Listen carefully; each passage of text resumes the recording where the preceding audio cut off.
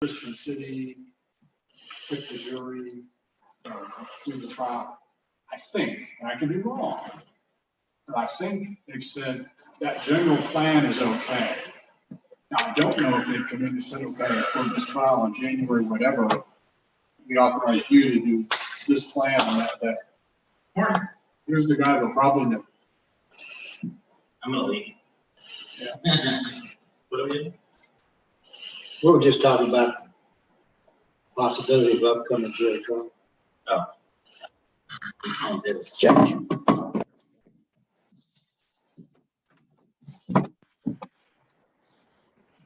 Bonjour.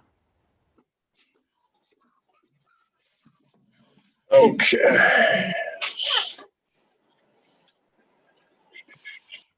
All right, so this is hello. Good morning. Good morning. So this is our practice trial. Let's see.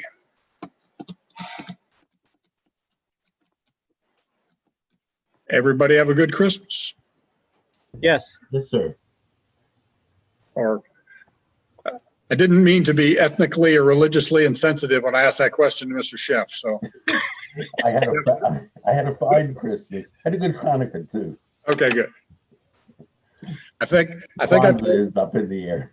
I think I've told you that in my ancestry DNA, it came back that I'm 2% Jewish. So I celebrate about 3 hours of Hanukkah. Mazel tov. Yeah. Came back 2% South Asian, so red dot Indian. All right. All right. You and Kamala can celebrate. Coffee. Ended up having supper last night with some Pakistanis. They don't like Kamala too much. Oh, right. Yikes. I think we'll be hearing a lot more about, who likes who and who doesn't and all that. I don't know who the players are in that.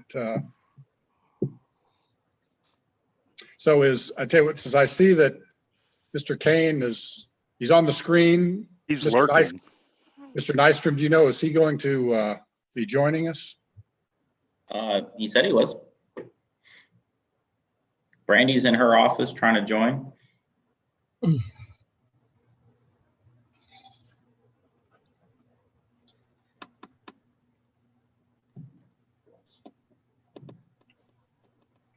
While we're getting everybody together, so are we just going to walk through as if this was or do we want to start with a criminal plea? Sure. All right. And so, Mr. Kane, I can't hear you. I can see you, but it doesn't show you're muted. He probably needs to join with audio. You okay? Well, it just Now we popped hear up, but I don't know. Okay. Now I What can happened? hear. I see. Can y'all see me? Yeah. Yes. Travis? Yes. Okay. How come I can't see myself? Is that Eminem next to him? Yeah. Put your hat. Your Yeah. hat's on backwards, Eminem.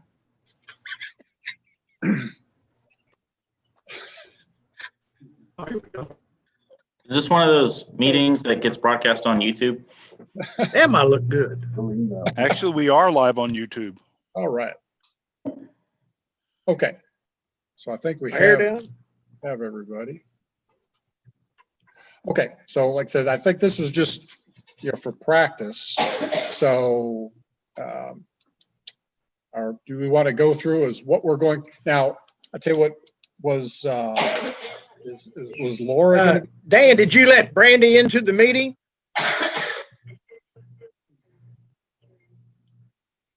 county clerk's office? Okay. Judge, can you hear me? Yes. Judge. Yes. Judge Leedy. I can hear you. You're not moving. There's Brandy. Judge, can you let Brandy into the meeting? He's in. He's in now. Okay. I should think really look. Judge Brandy says she can't get into the meeting. She's in. You're frozen, Travis. I think you're. No, Travis is trying to use his phone as a hotspot. I don't Yeah, think I it's see her working name very down well. there. Yeah. I'm in the meeting now, so Good morning, Brandy. good morning. As Judge said, your hat's on backwards, Okay. M&M. That's right. Okay.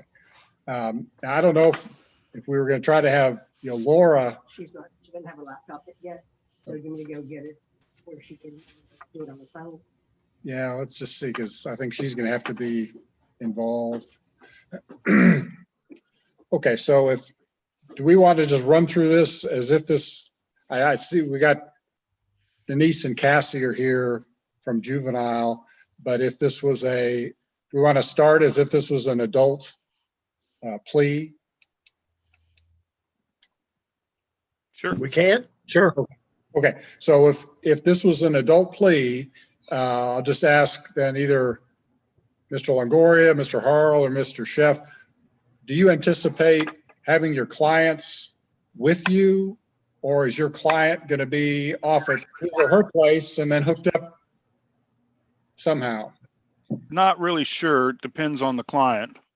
I agree with John. I think I would probably try a week before to reach out and, hey, do you have a computer and can you do it this way? Yeah. And if you don't, then meet me wherever. I have an extra computer in the back, so I can have them come in, and we did that last week with one of our CPS cases. But, if he's got on his phone, a lot of people are on their phone and they're just coming in. So that, if somebody comes in with their phone, John, can they go into a different room in your office and join this?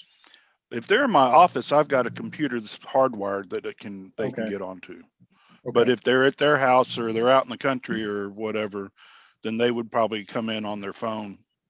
And since I've only, been involved in these hearings, from initiating the hearing,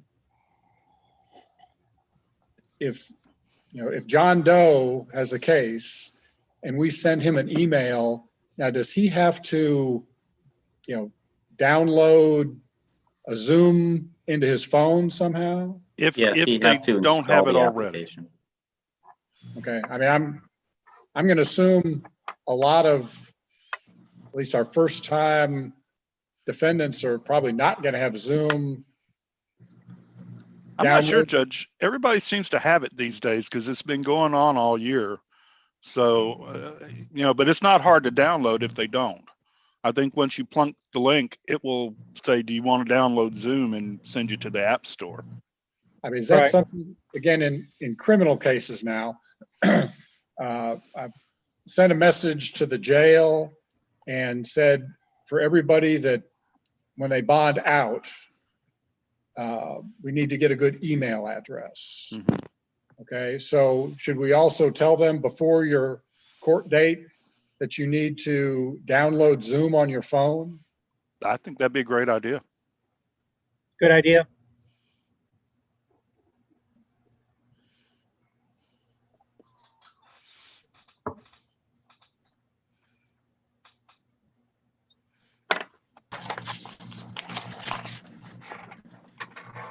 Ben, I think we need to get you some artwork up there. I Okay, am the artwork.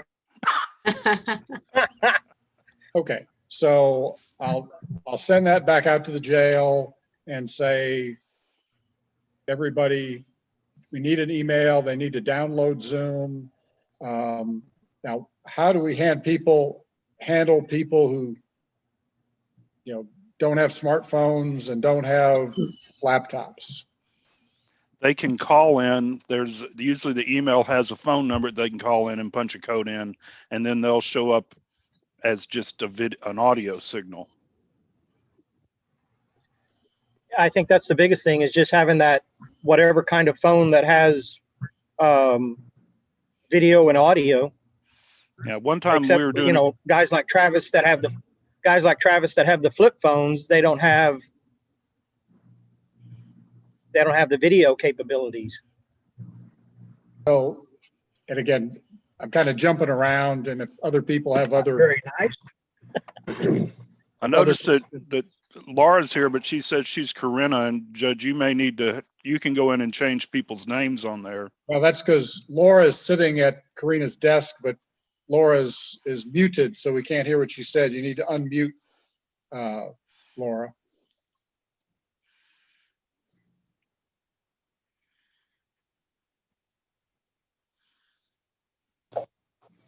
Okay.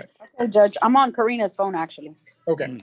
Well, I had a question here. Okay, so, and again, I don't have a good agenda on this. We're just kind of talking about things. So let's say someone calls in, they don't have a smartphone, they don't have a laptop, so they call in. How are we gonna know that it's them if somebody's gonna plead out? Are we gonna plead out with somebody on the other end of a phone? I really don't think we can do audio pleas. Either they Yeah. need to get with the attorney and get on a camera, or they need to have a camera of their own. Or, I mean, we're gonna have some people that come to the courtroom, I'm assuming, aren't we? If they call in and they want to plead, then I think we need to set them for a date to show up in person, or a date when they know that they will have Zoom available so that they can do it that way. I agree. So let's talk about that specific person first, and then it can apply to other people. So if somebody calls in and we are going to reset them, okay, so we're going to reset them to a future date.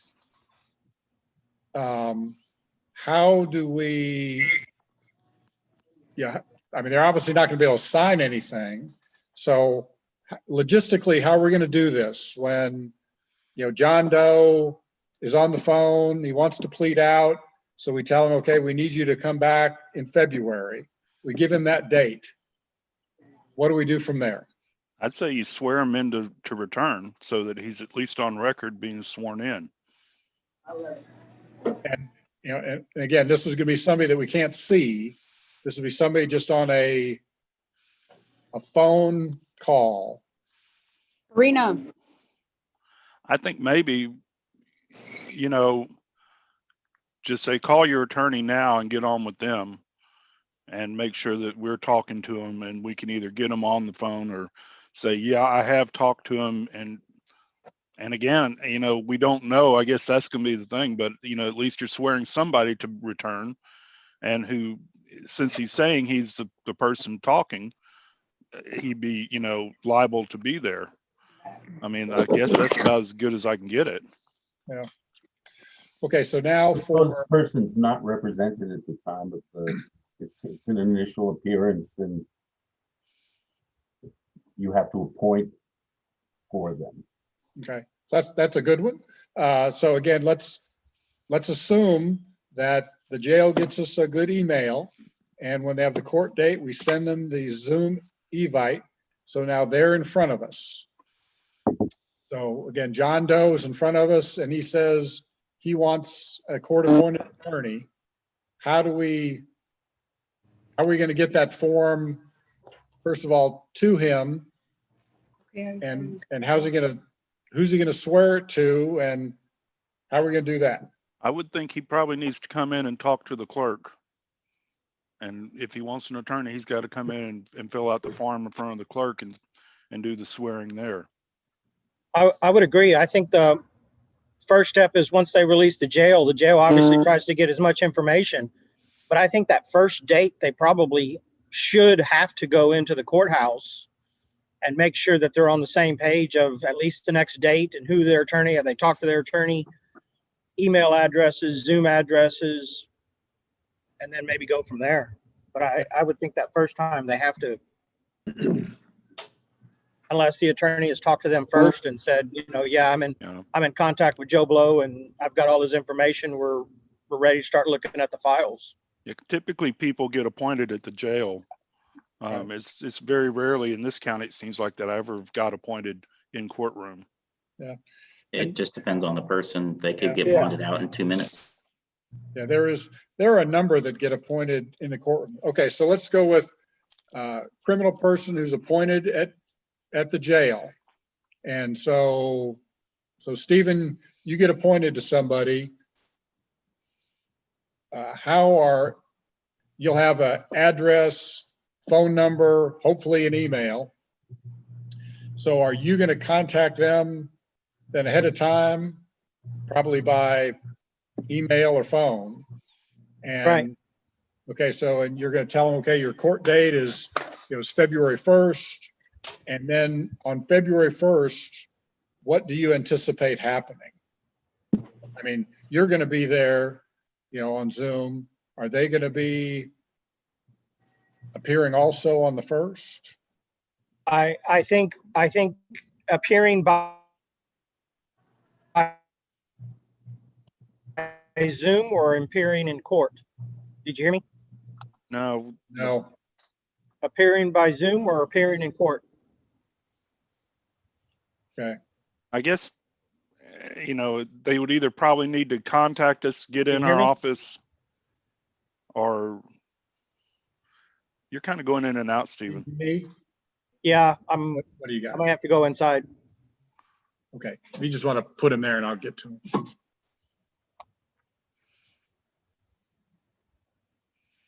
Just send him down. I'll sign him, and get it back to you.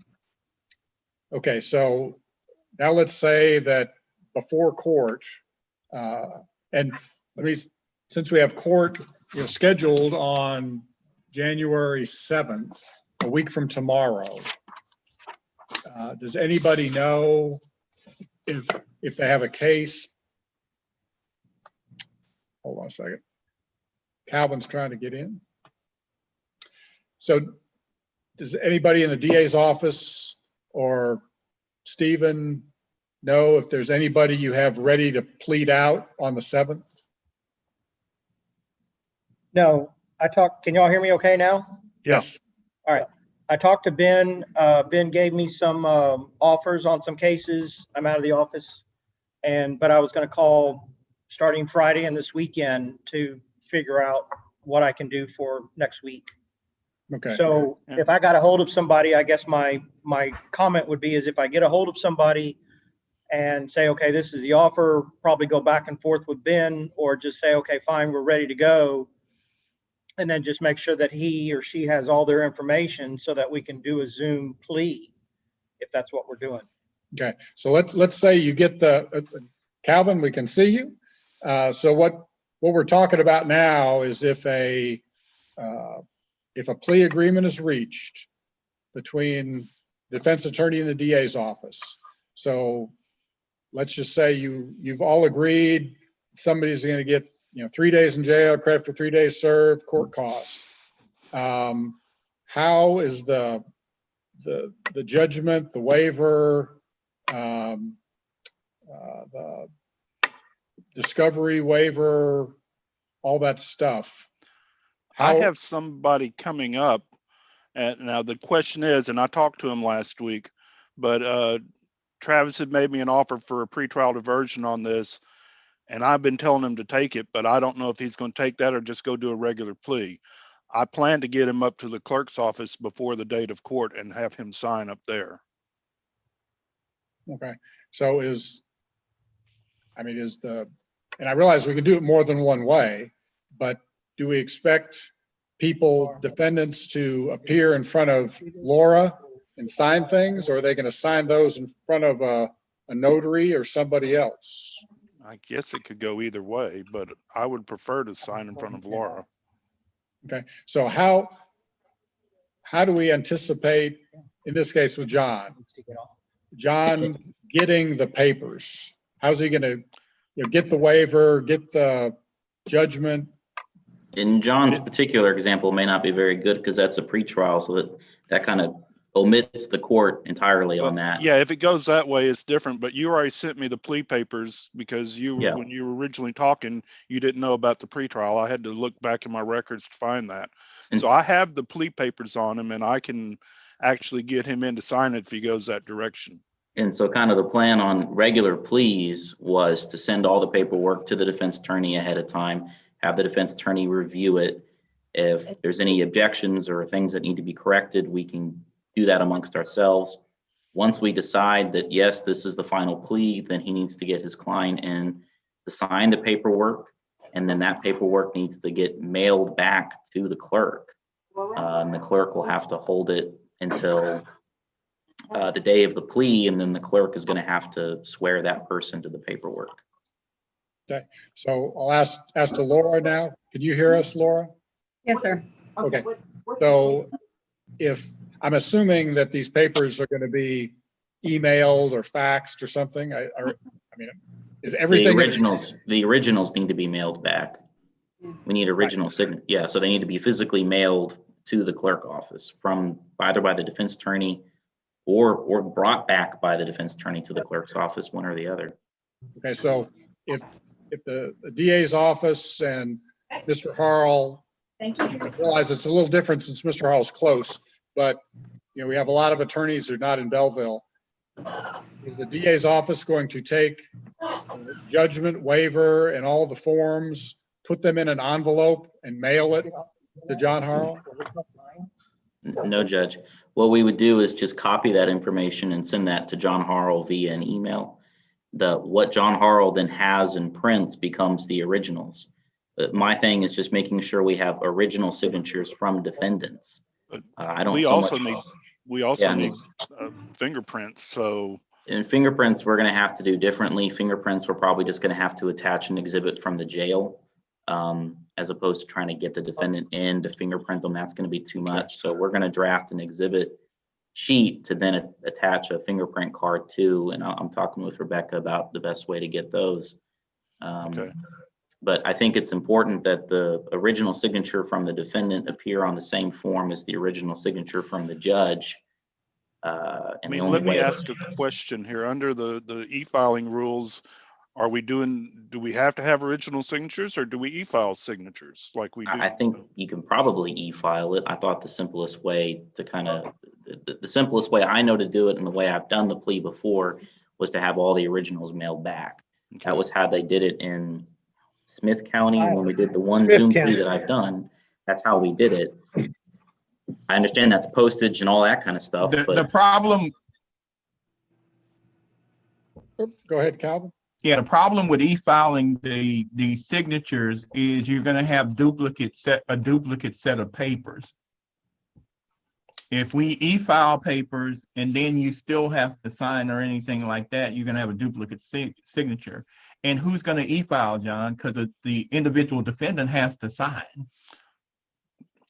Yeah, that's a good point. The other thing is, like I said, I have had things come through DocuSign that the document gets circulated from the AG has done that. They circulate the thing through DocuSign, and everybody gets it and does their signature. And after everybody's signed, then it comes back and it's verified signatures. At least verified to somebody's email. We're trying to figure out how to drive this vehicle. I think trying to throw in DocuSign is just going to confuse it even further. I'm in favor of just mailing it, because I think that's something everyone understands. Yeah, I'm just thinking time on that is, how soon do we get it, and how for can sure we it's get going it to in slow the things mail? down, but it's accurate and we all know how to do it. We can all kind of expect that once you have your defendant sign, we all then kind of know, well, it's going to be a week before the clerk gets it before we can do a plea. We can schedule around that, I think, pretty easily enough. Okay, so probably anticipate then there will be a lot of resets that even if the pleas all agreed to and the defendant is signed, the attorney signed, but if Laura doesn't have them back, we just have to reset it for another plea. Okay. So now when we get Judge, what I've seen in other counties. Yeah, what I was going to say, what I've seen in other counties is if everybody is agreed, but the paperwork is not ready, the judge will give a brief reset to just finalize the deal. And so we may be able to do something as simple as, if there's a docket next week, you reset just to next week to take the plea. Yeah, okay. All right, so now when we get to the plea, is Laura going to have the waiver? But on the day of, Laura Laura, by all means, butt in if we're assuming something about the clerk's office that we shouldn't be assuming. But on the day of, mail time, how soon it'll get back to us in time for us to do all of that is, because mail here is weird in Belleville. Yeah, I mean, it could take upwards of a week or 2 weeks, Yeah. or even longer sometimes.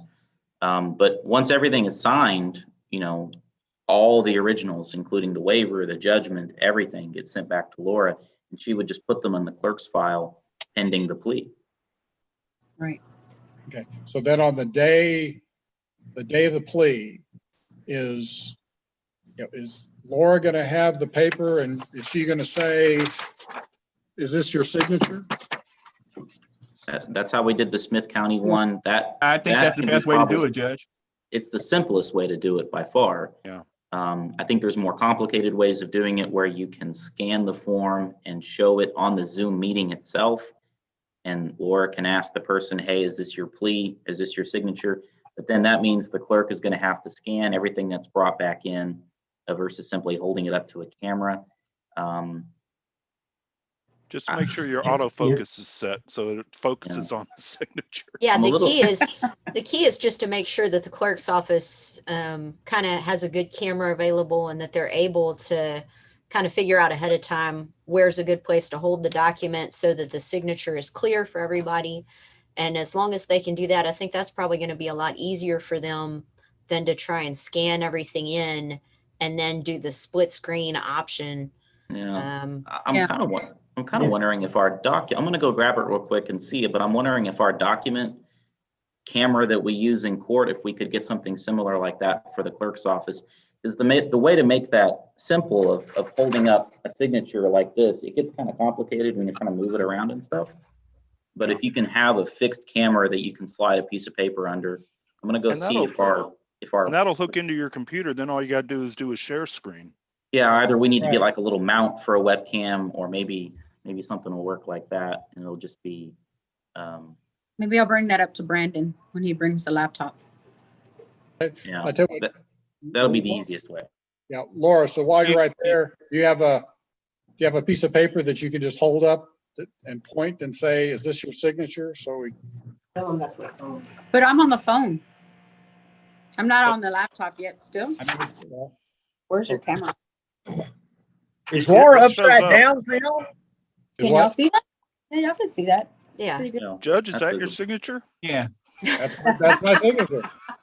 Can Laura turn her phone up the other way so we can see her right side up? Everybody else can see her right side up. Right. It's just you, Travis. You got an Aggie Okay. phone.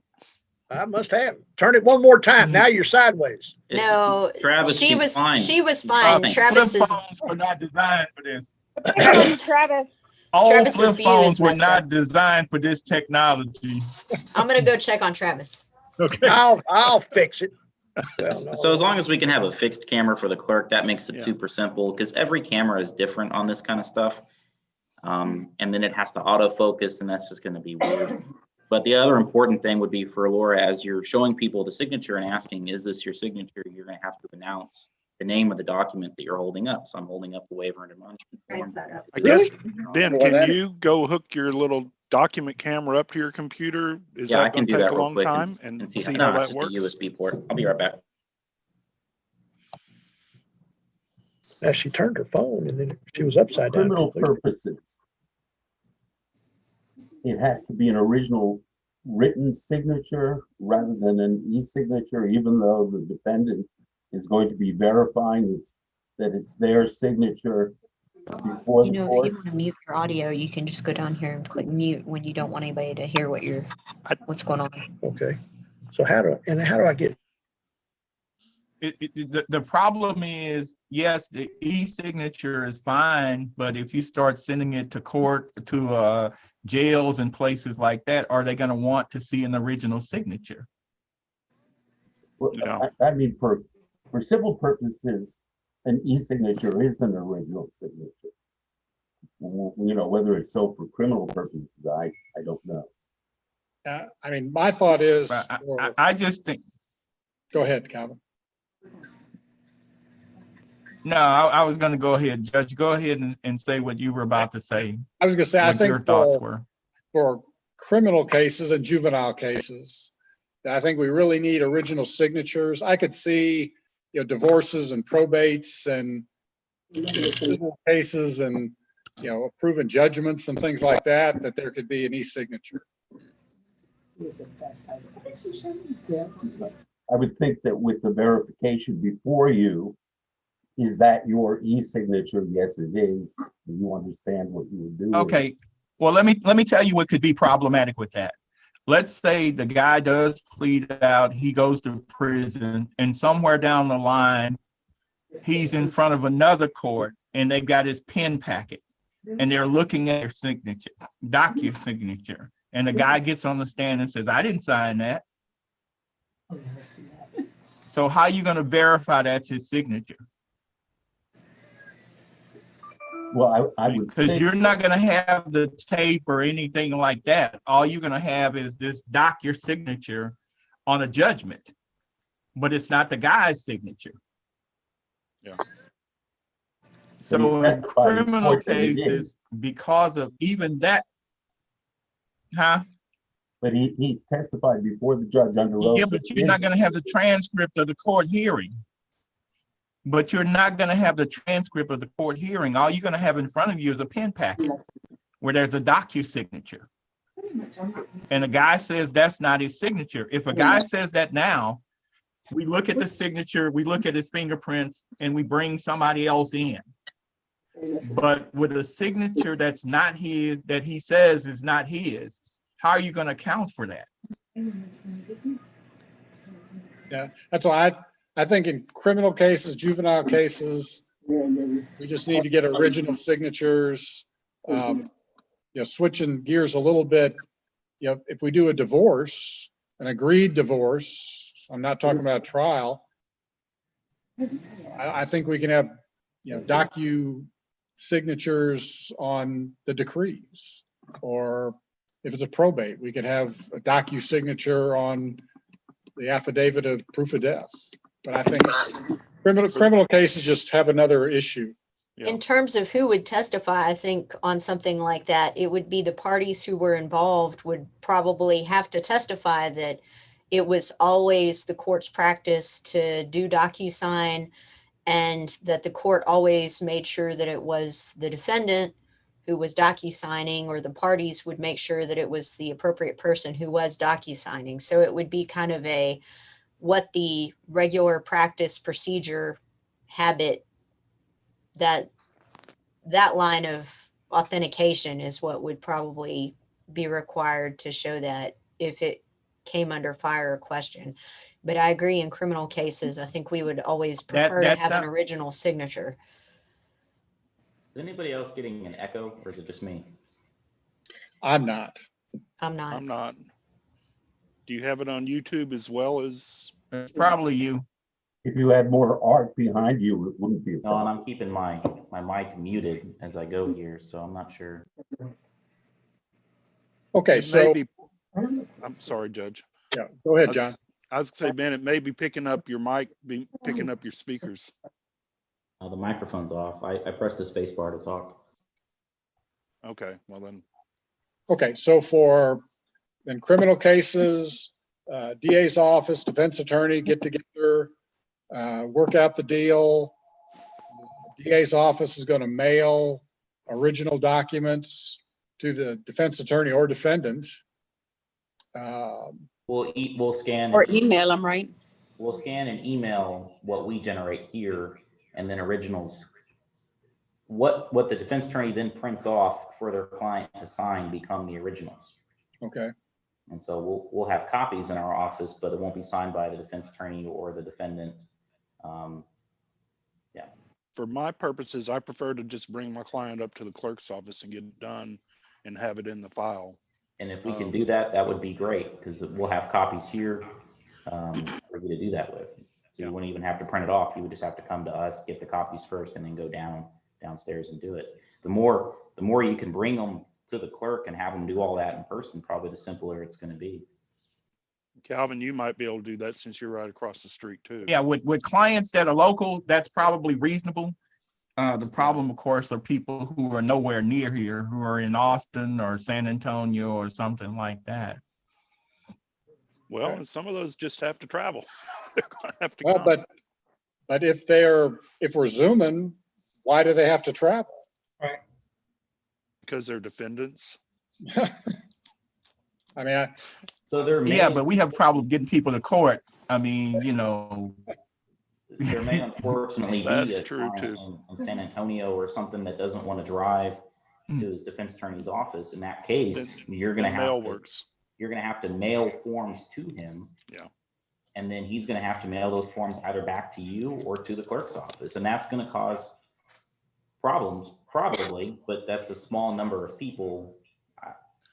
I would probably prefer that my client sign it and mail it to me That's and get fine. in front of a notary or something, and then I can sign it and send it to the clerk. I imagine that's going to cause, those few instances will cause delays, but we'll just have to know, hey, this person's in San Antonio, Judge, we can't get this done in a week. We need 4 weeks to mail it to him and mail it back and get it to the clerk, that kind of thing. And I'm wondering when John said about getting in front of a notary, why you need to do that? Why wouldn't they just sign it, get it back to Laura, and then Laura's going to say, is this your signature, and swear him in? Okay. I was thinking they need to swear, a lot of clerks have you swear before you sign it, but you're right. The Well, new which- rules allow for Zoom swearing by the clerk and that kind of thing. Okay. And, Laura, is there anything? Laura, what's your feeling on that? I'm sorry, I didn't hear the question. I'm sorry. Go ahead, Judge. Is for Laura, are you going to want a document to come to you that's sworn to in front of a notary? Or do you want a document to come to you with a signature and then Judge, you're going in to all hold honesty- it up? Yeah, in all honesty, I would say that that's the DA's office call because I don't know if they would be able to get those notarized. I don't know the legalities of it. And that's going to require that we change our forms too, because none of our forms have a spot for a notary. Right. Some of our forms are pretty tight as it is, so. Yeah. Okay, so then, so for Laura, then it's okay for like waivers and discovery waivers. I'm trying to think what else has to be sworn to. Anything that has to be sworn to, it can come to you, signed already by the defendant. And then you're going to swear them in and just ask, is this your signature? Mhm. Yeah, that's probably the best practice. Judge, It I might have be good my to have that document in the camera. recitation saying, this client appeared before me and I asked if that was his signature and they swore to it. And, if that, if like Calvin's pen pack. Well, it would be no scenario. different than what we already have, except that she would not be physically present with the person. But I she still don't would be, ever look the at 'em person would be closely, so I appearing don't- before them. Okay, well, we'll just have to, Yeah, the person would still be appearing in front of them. I know a lot of times what happens now is if a defendant has, the waiver and they've gone over it with their attorney and they sign it, and then they appear in front of the clerk wants them to sign it again in front of them. So kind of going back to Laura, it's going to be okay for you if a document is already signed and then you are going to swear somebody in and just say, is that your signature? Whoop, and Laura, you're muted. Laura, you're muted. We can't hear you. She's trying to. Your figure mic is off.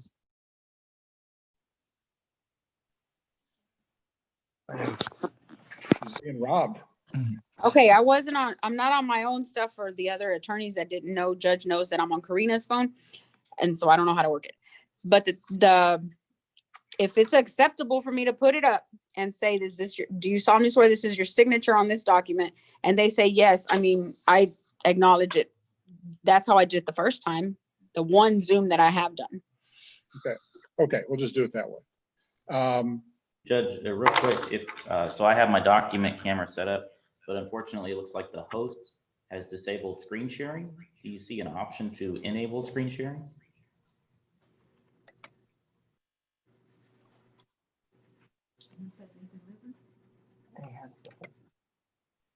There. Now we got a screen share. We got YouTube.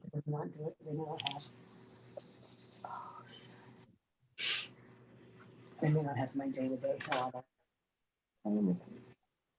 All right, what do we do next?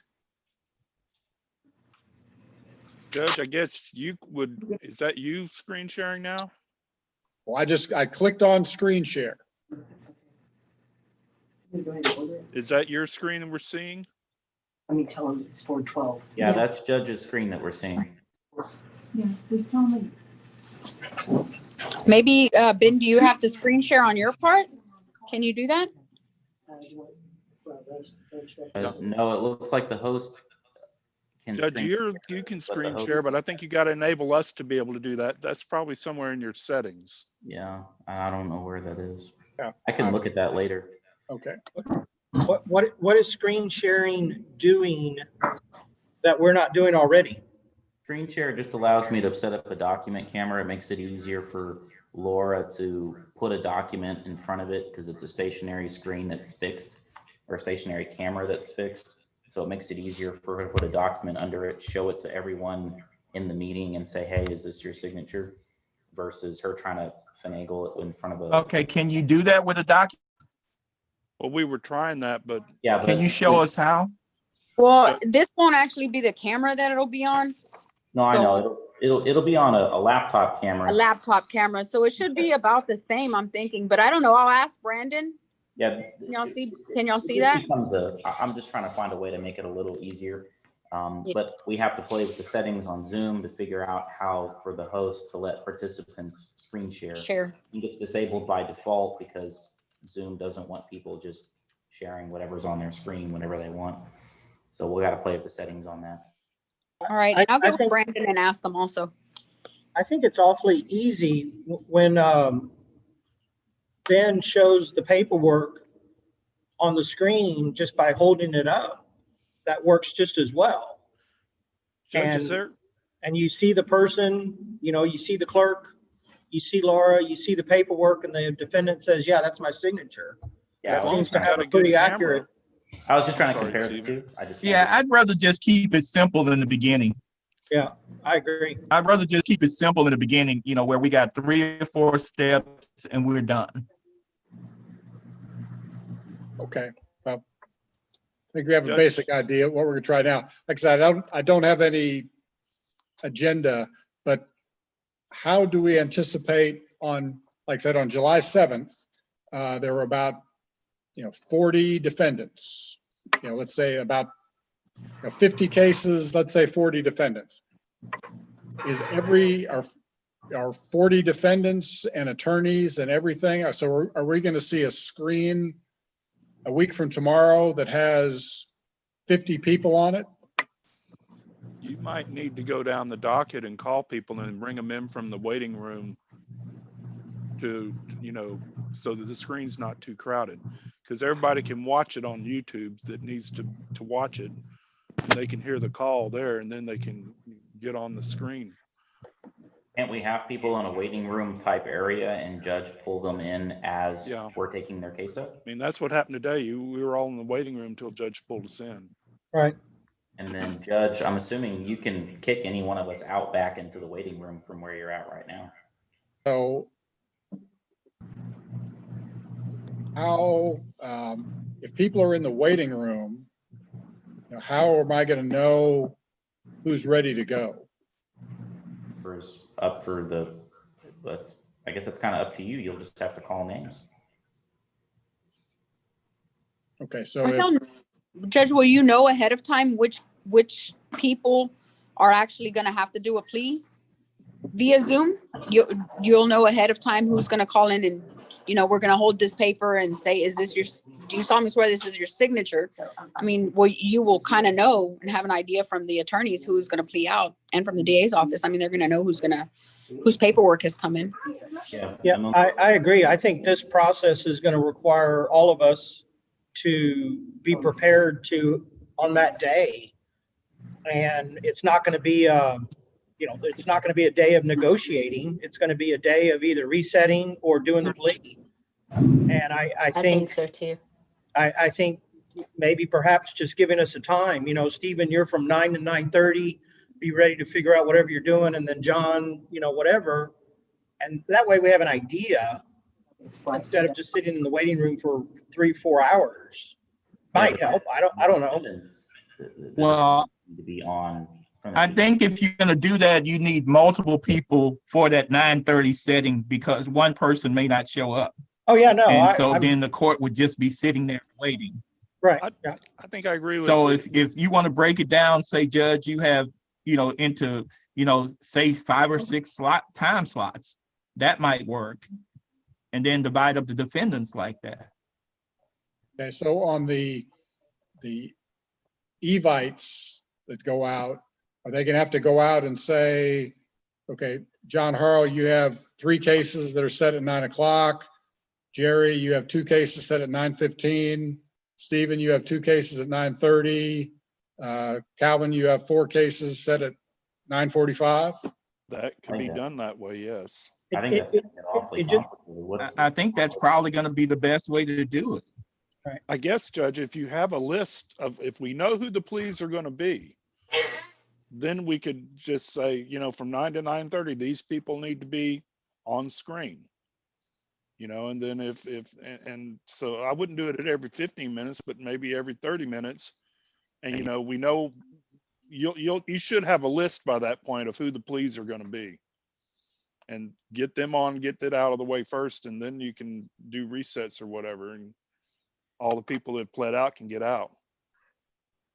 So how are we gonna do it if, again, I just use John since he's the first one there.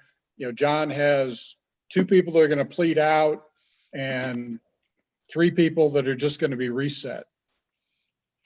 Do we have all of your people come at 9 o'clock and we plead out who we're gonna plead out, reset who we're gonna reset, and then we move to the next?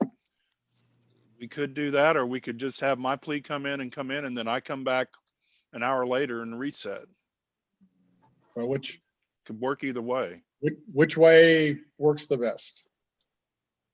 I think, Well, I was thinking, go ahead. I think taking care of all of John's cases, at that time, at his slot is best for him. Let's say I was the next attorney up. I would join in a little early just in case I got called earlier or something, but that allows Calvin to go along his business, do what he's doing to get ready for his 10:30 time slot. It just gives us an idea and not Yeah. just be sitting on the computer in the waiting room for, like I said, 3 or 4 hours. Well, the other thing is, I have, when I'm on court, I'll listen to it on YouTube so I can follow court on. Then I can be in the waiting room and I kind of know when it's getting close to my time, where the court's at, if they're behind, if you're, what's going on. The only thing is. And I'm not opposed to that. And what I'm not opposed to that. I think I And would what they probably would just need to also figure out how to do, YouTube. Judge, and I think how that would help us, Judge, if we're on Zoom or YouTube, is if we have a time slot coming up, if we have a guy who's working, he can step outside and get on Zoom. If he knows, 9:30, I got to be on Zoom. He can tell his employer, I got to take my break at 9:30. well, then we're gonna have people coming in at 9:40 and then we gotta juggle all the defendants need to be on at 9. I can kind of understand having time slots for the defendants' lawyers, but the defendants need to be on at 9 and sitting around waiting until their turn, just like we do in regular court. Because otherwise it's gonna be 9:30. Oh, I couldn't get off until 9:36 when we're sitting around waiting 6 minutes. Now everybody's waiting on that one guy. Everyone just be on at 9. Well, no, because if that guy isn't there, you would do like you usually do. You'd say, Judge, he's on his way, he's not here yet, and they would go on to the next person. The judge would simply go on to the next person. I think we're gonna do that regardless. That doesn't change from how we usually do it. I think the simplest way to do Yeah, it. but what I'm saying is then that guy gets bumped and he has to come back in later. Just But we would go on to the next person. The Bearing judge in could go mind- on to the next person. Bearing in mind too, the point here was to resolve We only have 20%. or by reset or plea, the majority of cases ahead of the Zoom hearing. So the vast majority of people that are coming into the Zoom hearing have some kind of unresolved issue, or they're going to be taking a plea. So we do the pleas first and we just call them. Right. John Smith, Bob Dole, whatever, down the list, and we do them all. And then we get to the remaining people. Mr. Johnson, what's your issue? Why is your case not reset? What do we need to do to resolve that case? But trying to assign individual defendants time slots, that's going to become a nightmare. Where does it go? Well, they do it in Fayette County all the time. We have 10 o'clock dockets, we have 1 o'clock dockets, we have 9 o'clock dockets, and That's you why and I your said defendant is Fayette County's a supposed to be there at nightmare. that time. What do you want? I think it's a lot. Well, it wasn't a nightmare when I went there. It actually worked pretty good. But you're doing that But online? I understand your point. If you're saying, I think you're saying if we should do the pleas first, then yeah, I agree with that.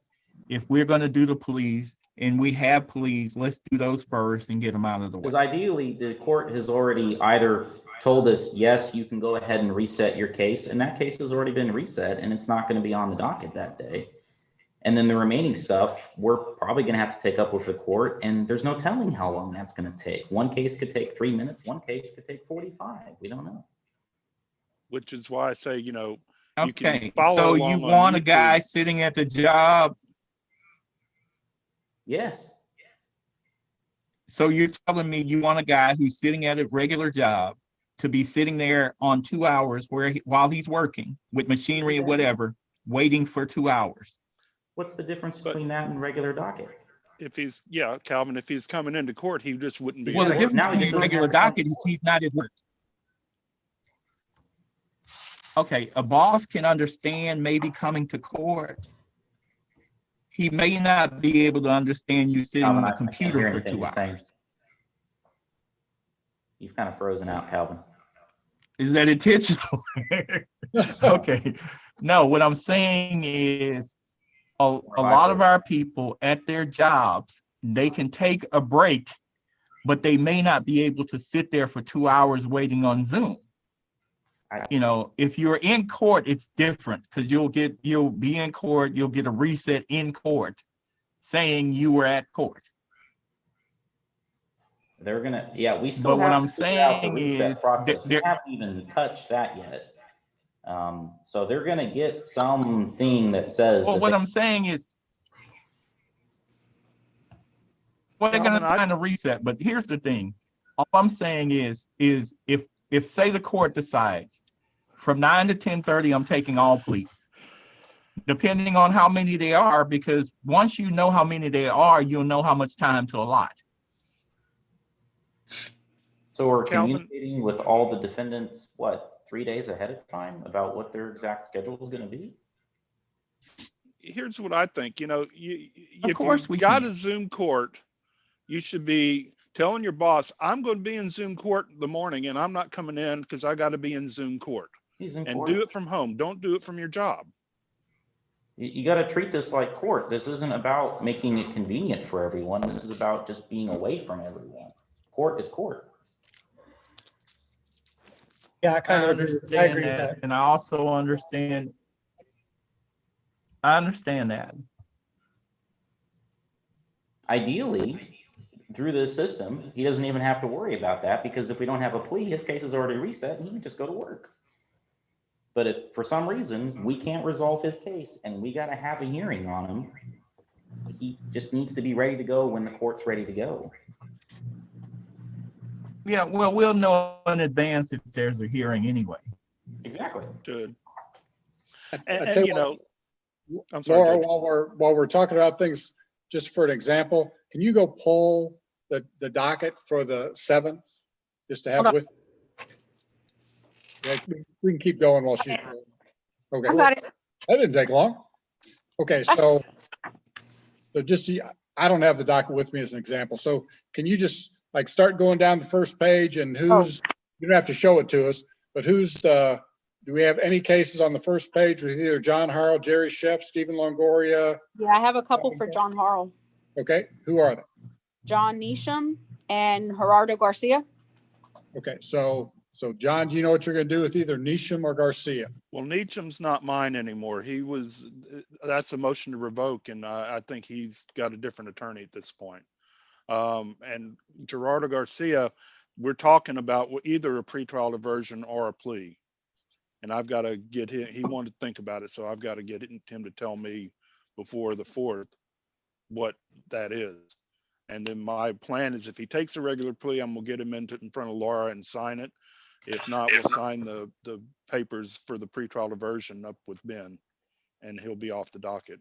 Okay, so then I guess one thing, Laura, if you could take John off of I Nisham. took them off. Okay, so on the next page, we have anybody of John, Stephen, or Calvin? I've got one for Steven.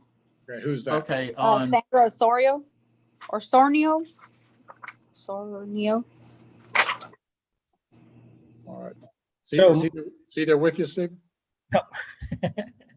So like I said, I spoke to Ben last week before I left out of town. I'll try to contact that person, these people, and try to figure out exactly what they want to do. Maybe, again, if I have to go back and forth with Ben before Tuesday, probably do so. And then if we can work out, a plea, I'd probably say, well, again, at the same time, talking to my client, get their information to make sure, and then, get the plea paperwork from Ben or get it over to them somehow, and then just go from there. But no, right now, no, I don't know exactly what I'm doing with my people, but I've had conversations with Ben. It's all right. Calvin, do you know if you have anybody who's set on the 7th? Judge, he has Amelia Barone.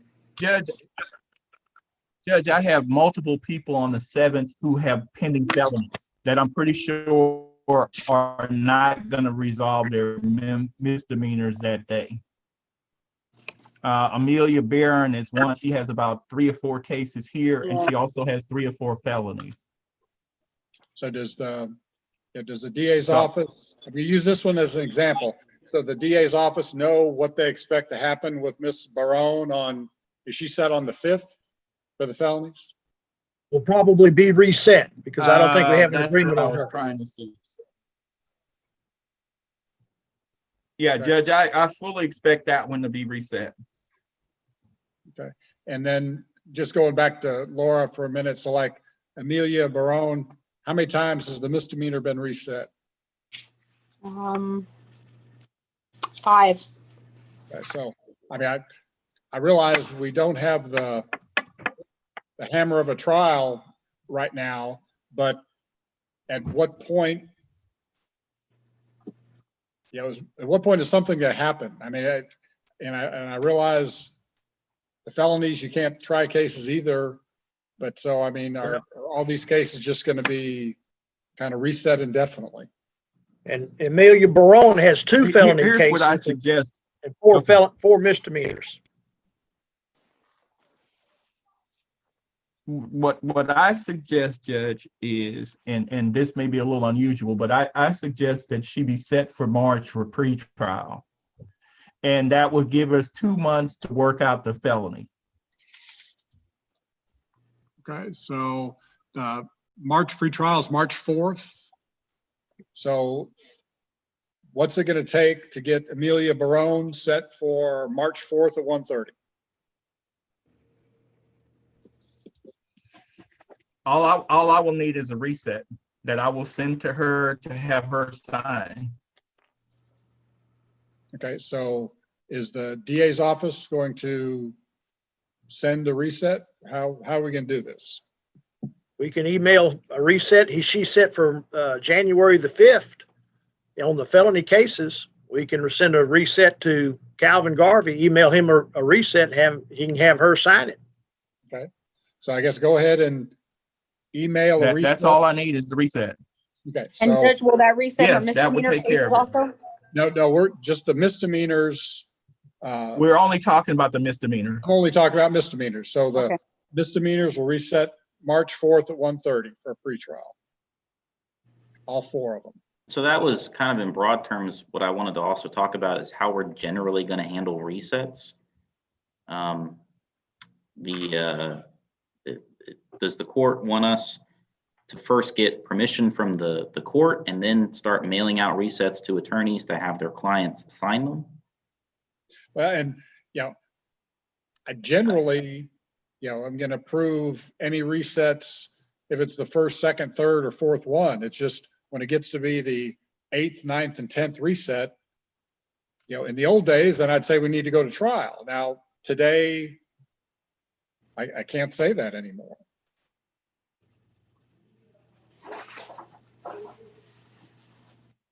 Judge, do you want us to talk to you before we pick a date in the future, or do you want us to go ahead, like on Amelia Barone? Do we need to visit with you first before we pick a date, or have you picked the date? Well, and I mean, we sort of need the attorneys involved, the defense attorneys involved also. Correct, yeah. So, But I guess the point is, Judge, do you want to control the cases and the dates that they get? Do you want us to come to an agreement with the defense attorneys?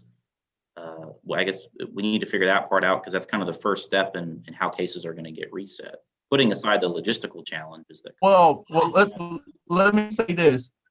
Early on, when COVID hit, Judge, you would send us a letter saying, what are you going to do with these cases?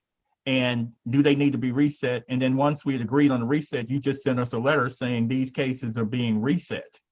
And so all I'm saying is, if the court is inclined to go ahead and move them, just send us a reset by email, either the DA's office or your office, for whatever date it is down the road, and then we can get that accomplished. so Because we've had to do that before in district court, where we've had Travis has sent us email, actually a blank email of a blank reset, where we had all of our defendants fill in and sign for that date. Would it be valuable to have a conference on Whatever Zoom? date the court gives us. Would it be valuable to have a conference on Zoom with the attorneys and the court to kind of decide what resets are going to happen, and then we can do that before court dates? I think that was the whole point, would be for us. Why don't we discuss just ahead of do a time. joint email? John, I think the plan was, Well, we can do a joint email on that. John, the plan was for us to. What I was going to say is we can do a joint Calvin, email on please, that. Calvin, let me finish what I'm saying. Mhm. John, the plan Okay. was for state and the defense to talk and see, hey, is this case going to plead? Is this case going to reset? Yeah, And I'm case just is gonna- asking. I don't know if that's a good idea or not, but it could be if we're going down the docket and saying who's going to reset, maybe a pre-court. Ideally, all the resets and stuff are done ahead of time, and Yeah. it's just going to be the pleas that are left on the docket, or it's going to be those troublesome cases where either you can't get a hold of your client to confirm what he wants to do, we can't get a reset back from them, or they just, maybe it's a pro se client that really wants to pitch a fit. I don't know. There's going to be only a handful left, hopefully, come docket day. Everything So it else should sounds be like- resolved ahead of time. For somebody that sounds like doesn't have Calvin- access to Zoom. Yeah, there's going to be those people too that are going to show up in person because they don't have any other way of getting to court. And so what I really want to know is, logistically, how are we going to handle resets? And so my idea was for us to, well, I don't know how well it works, but to probably send out a reset form to defense attorneys that your client needs to sign and get back. Because I don't know that, just an email to the defense attorney is sufficient notice to the client in terms of them not showing up for a court date. How do we issue a warrant based upon only sending notice to the attorney via email? But then that poses another issue where it's going to be a lot of work trying to get the defendants to sign all this stuff and get it back to us. And you do certify. Can Karina get It's the not that resets to the hard. defense attorneys? Can Karina get the resets to the defense attorneys that with the judges and Karina setting the dates for these people? and when you're saying the setting, do you mean an email? Or you mean the actual form? Like I think a reset with the date on it, on the form that we normally use, that we could just have sent to the defense attorneys to get the defendant to sign off on and then send it back to the. I think preliminarily, maybe what Calvin was suggesting, have an email that has a list of everybody that you got on the docket, goes out, and then we talk with you guys and say, okay, we're going to reset this one, and then send us a reset on it and let us get to our client. Okay, if I guess just tell them to wait just a minute. But they- Okay, what, all I'm saying is we've done this before. This is not anything new. Yeah. When we, back in March of April, the DA's office on felony cases sent us resets. Response number on it. And we had our clients sign them and send them back. Yes. It's not a hard process if we can get in touch with people. Yeah, no, that's fine. As long as we get a All you form have back to do is, with the client's signature on it, that's great. I'm just, if you think that's That's what easy we've to done. do, that's fine. I was kind of sitting here thinking that'd be a lot of work for. yeah, defense attorney. we did that before. No, No, we Well, did that before because most of our clients, there are some that don't have email that'll have to actually physically come into the office. But Yeah. most of our clients have email. We just email it to them saying, we got to have this signed and you got to send it back to us. And back in the day, about half my clients didn't have a good phone number either. so So- that poses another problem. When do we consider someone FTA on these resets? So like if they have let's say they have their first court date, and they don't, well, that's probably a bad example. I mean, their If a duty is to client has communicate. If a client has a court date and they are reset, but what if they never get us that reset form back? Are they FTA for that court date? Or are they FTA for the next court date, even though we never had proof that they had notice for that? I mean, under the current, the clerk would send out a reset to them, the last known mail address. And then the clerk comes in and says, we sent a reset to this mail address. It didn't come back and we haven't heard from them. That honestly is probably the simplest way to, that's probably the simplest way to do it, to avoid all these signatures and hassles, is to have something sent by the clerk's office, which they do in district court right now. When we reset someone, when they don't show up for court, Lisa will type up a reset form that is then mailed by the district clerk's office to the last known address, either from the reset that we had most recently or the one on the bond, to the defendant, and that's what serves as notice. So first reset happens. If they fail to appear, then we send a hard copy to last known address. I think that's what we were. That's what we're missing, and I. So, where would they get that from? Yeah, so first you send it to us and see if we can get everybody signed. If that doesn't work, then they send out notice directly to that person to appear at the next setting. Or if it's something separate. This is. And I would prefer it just be one way or the other. Yeah, that's what I was gonna say also. Because if it's both, then, I feel like it's just gonna, it really does need to be one way or the other. I'm kind of more in favor of generating reset dates and having those mailed out by the clerks to the defendants. And usually doesn't Sylvia send Okay, them a so- notice if they miss court?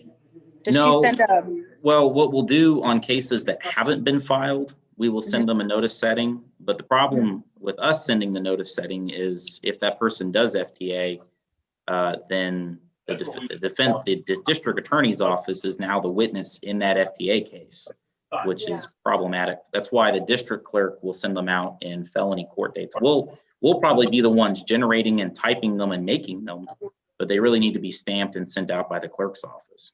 okay, Is I the think DA's office Picking looking? one way to do that is the best way Yeah. to do that.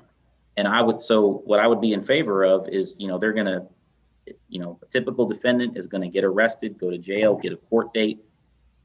Regardless of whether or not they're reset on Zoom or reset ahead of time, or if they come to court, we need to generate a reset form that is then mailed to their last known address. And that's the only way we're gonna be able to prove notice to that defendant. Is the DA's office looking at some kind of standard time frame for a normal reset? I mean, very, very typically what will happen is you'll go up and you'll get a reset to the next court date. And that simply will create an unnecessary bottleneck Yeah, we can't do because that. you're going to be resetting again, going through this complicated process. Doesn't No, the time frame have to be longer?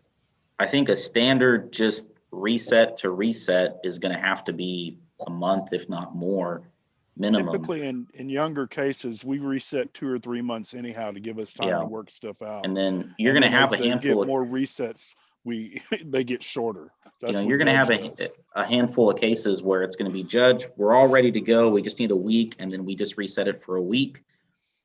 We may or may not mail a notice in that situation. Those are gonna be rare and few and far between.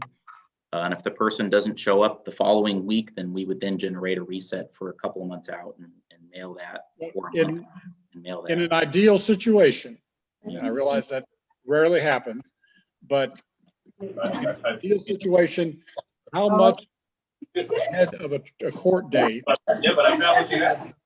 does the DA's office anticipate knowing if a case is going to be reset or pled out? Laura, can you mute your microphone real quick? I'm assuming that's coming. Yeah. I don't know if that's your office. Or... Yeah, we have people in the office. Hold on.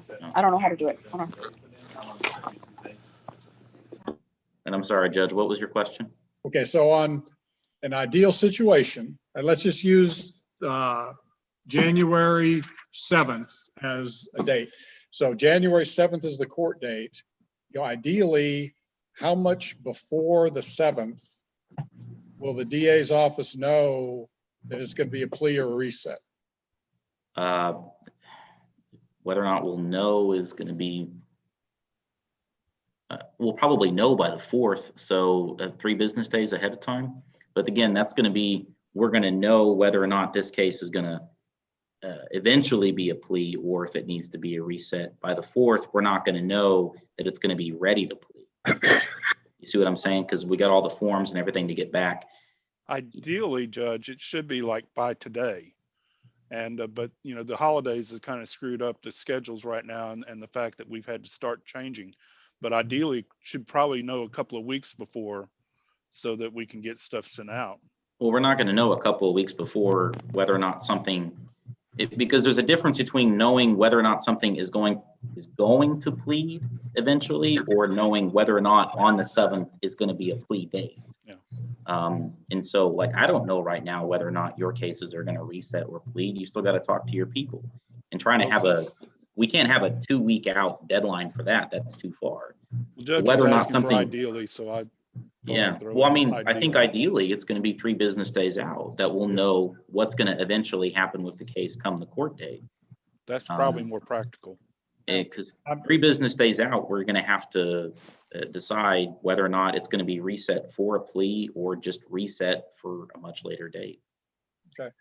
And yeah, I'm trying to avoid too many extra steps. I mean, in the, you know, the ideal situation, you know 3 days, 5 days ahead of time, it's going to be a plea or reset.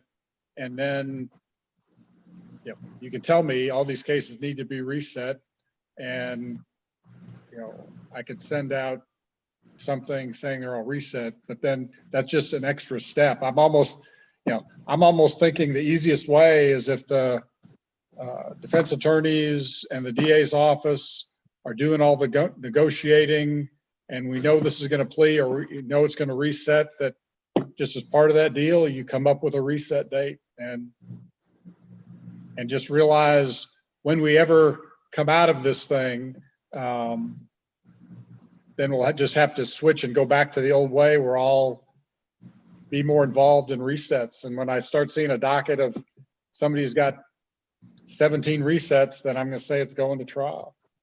Yes. Yep. Because we can negotiate ahead of time, the case will plead out and we know it's going to plead out in 3 weeks on this date, or we can negotiate ahead of time, the case is going to not plead out and we need to reset it for 2 months to figure out X, Y, and Z, or it's going to be one of those cases it's just not going to plead out. But I think if that's what we need to have figured out before court, there's no reason why we can't have that figured out the Monday before court, assuming court's usually on a Wednesday or a Thursday. I had another thought there. I think it, Judge, is as simple as sending the court an email. I think it's a simple court of email that says, joint email that says, these cases, we have agreed to plead on such and such a day. And these cases, we cannot reach agreement and we're requesting they be reset to March 4th. And that way the court is put on notice, and we also CC it to the clerk. Yeah. I like that idea. Yeah, I think that's going to be the the best way for now. And then after we come to that agreement, the DA's office will probably have to type up a form that then gets mailed out by the clerk's office to the defendant for that court date.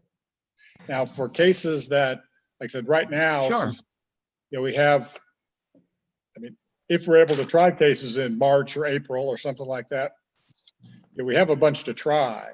So I'm almost thinking if we start resetting cases, is there really a value to reset a case for a couple weeks or a month, or should we just start resetting cases for 3 months down the road? I think it's going to be case specific, but the vast majority are going to have to get reset for a few months down the road. There may be an occasional case that only needs 2 weeks to resolve or whatever, but most cases need to be reset down the road. Unless there's Judge, something. I would suggest that we reset them down the road, because the understanding is if we do reach an agreement before then, we could always request the court to move us up to another setting. Yeah. So for example, if you said, let's say my client Barron, if you reset her to March 4th, but let's say at the end of February, we come to an agreement on her felony and on her misdemeanors. And we say, Judge, she's set for March 4th, but we actually need a setting next week. You have a docket next week. Can we bring her in for a plea? The court can always move her up. Okay. So I So guess as a general rule, just to be consistent. I'm sorry, go on, Judge. Yeah, I was probably going the same place you were. I think as a general rule, a first time, second time reset probably needs to be reset 2 or 3 months. Agreed.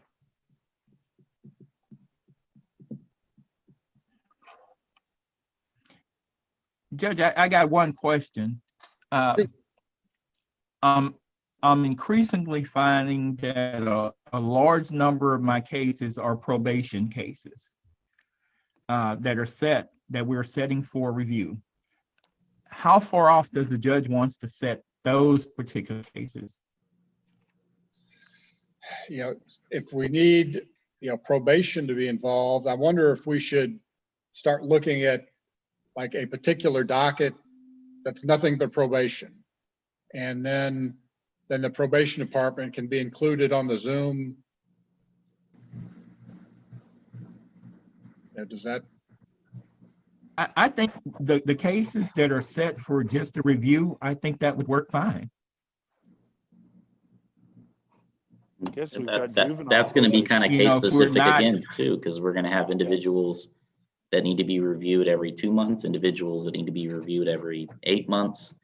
I think keeping them on the standard docket would be fine. We're going to have to be proactive about talking to probation. And if Bad there's, probation's not on this call. no, they're We've got not, but juvenile probation down here. Yeah, What do y'all but- think? there's no reason that, I or the defense attorney can't actively talk to the adult probation office about the case. And because all I really need to do is figure out, probation, what do they want? Do they want the person to be drug tested? Do they want the person revoked? Where is probation's stance? And once I know that, then I know what I want, and then I'll talk with the defense attorney. It's just going to be incumbent upon us to be proactive about that instead of waiting for a docket date like we do now. It's just going to be another step in the negotiation. What else do we need to talk about? What about motions to revoke that curious. actually have a hearing planned? Can we have those hearings? Can we, because there are probably several cases that have motions to revoke pending. Can we do those? Well, I think we're at the same place as a trial. A motion to revoke is like a trial. What happens when you need a witness? I don't need a witness. I'm good. Yeah, but if let's just say the issue is a different report and Teresa is the probation officer. Yep. So Teresa is going to testify. How can Teresa testify over Zoom at a trial? I don't see how it can happen. I think that newest court case that came down has pretty much said that any witnesses for criminal cases for where jail is an option cannot be done by Zoom. Yeah. That there was needs my to be- understanding. There needs to be a super compelling reason, and they Yeah, only found Hodges is like pretty two. clear on that. Child witnesses, and I can't remember what the other one was, and of course that decision didn't address COVID, but I seriously doubt that it was gonna permit COVID as an excuse. It didn't seem like it was indicating that.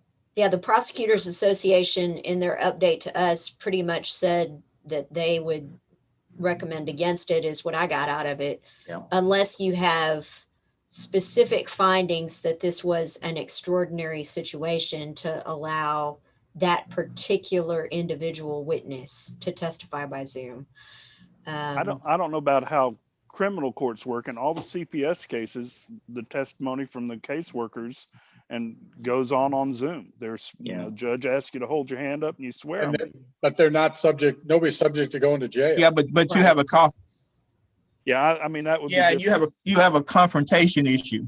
Yeah. Yeah, it's a And- confrontation issue. And so that the confrontation clause can certainly be waived, I would have thought, as most things can be waived.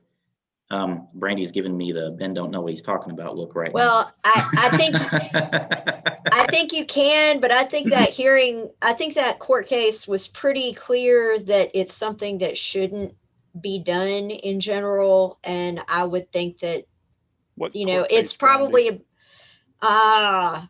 I can email it to you. Is it Hager or Haggerly? Hodges, I think. But it, Yeah, the only thing about something like that is, one, we can't waive it because more than likely we're going to get a habeas behind. That's what I was thinking. Yeah, The defendant gets to the prison, he'll be writing back saying, these guys, they shouldn't have done this, no. And so that would hold true for bench trials as well, potentially. Right. Yes. So same No, thing. in general, what's the motivation for a defendant to waive any of that? I mean, if the idea is I waive it, I potentially go to jail, or if I don't waive it, I stay out. What's speedy trial? If that defendant really wanted a speedy trial and they told the defense attorney, I want it and I want it now, then I think that you would document on the record that's what they wanted to do and why, and have the defendant put on the record that they waived their confrontation clause right because they want a speedy trial and they understand the only way to get it is through Zoom. That's the only exception that I would see. Right. So if that happens, then I think we can do it by Zoom. I have a hard time believing, unless somebody is in custody. Yeah, that would be the only circumstances I could see, is if somebody's been long-term in custody. Yeah. We'll just have to see. So what else as far as today? Let me ask the question. So is Steve Longoria, are you on a phone or what are you on? Now, Steve Longoria, can you hear me? Yeah, I was turning off my mute. Yeah. I'm on my laptop. So if we're in a docket call on Zoom and the judge is talking to John Harrell and to Ben about a case, and Steve and I talk about a different case, or would we go to a separate Zoom deal, or would I have to call Steve on his phone? There's a way to, my understanding, there's a way that the two of you can go off in a waiting room or another room and talk to each other. You have to set that up when you set up the Zoom call, Judge. Right. Do you want me to play around with how to use Zoom and then I can come down and show you some things? I guess, because I don't know how to do that. I just Googled like how to set up screen sharing, and it says you've got a little up arrow by the screen share thing that you can then click on it and it gives you your menu items. Yeah. And probably when you set up the call, you do something similar. Because I was going to ask Travis, that's a very good point, Mr. Person that employs me. How are we going to logistically do the docket? So when we do docket, are we just going to have everyone in the room, or are you going to pull people in from the waiting room as their case comes up? So I thought that's what we talked about earlier, that we were going to try to set attorneys in 15-minute blocks. And so at 9 o'clock, it's John Harrell's people, and 9:15 it's Stephen Longoria, and 9:30 it's Calvin, and 9:45 it's John Anderson, and 10 o'clock it's who else? probably do them in half-hour increments, I think, just because That's- things run geez. behind. If we do half-hour increments, you know, again, looking at the docket for January 7th, I think there were about 40 defendants. You know, some represented, some not. You know, y'all have a mix of attorneys. Well, But- and my thought, Judge, is that, set me up for a half-hour increment, and then I get my clients in there at that half hour. And then you can send a separate Zoom, or one Zoom invitation works for all the attorneys, but they can then, you say, you're on at 10 o'clock, and they can log in at 10 o'clock, and everybody can listen on YouTube in the meantime, and so they can see if they're coming up or getting close, but then they know to log in at 10 o'clock. But- Back to, Going back to what we talked about earlier, if the idea is on a docket day that we know people are going to either plead out or reset, why do you need 30 minutes? Because shit happens. I mean, it, I mean, I'm just, yeah, I'm sorry, Ben, I didn't mean to talk over no, you. you're fine. It's going to depend on how many cases Mr. Harrell has. He could have. Yeah, I mean, me, It's I've only got unlikely he's going to one have 5 or 8 10 people minutes plead at out. work. And again, I- it's via Zoom, so an average plea is going to take twice as long. An average think plea that- takes 2 minutes at most. back to Travis's comment about how we would be talking during this period of time during a docket call. Again, I go back to my thought is of my 7 people that I got set for Thursday.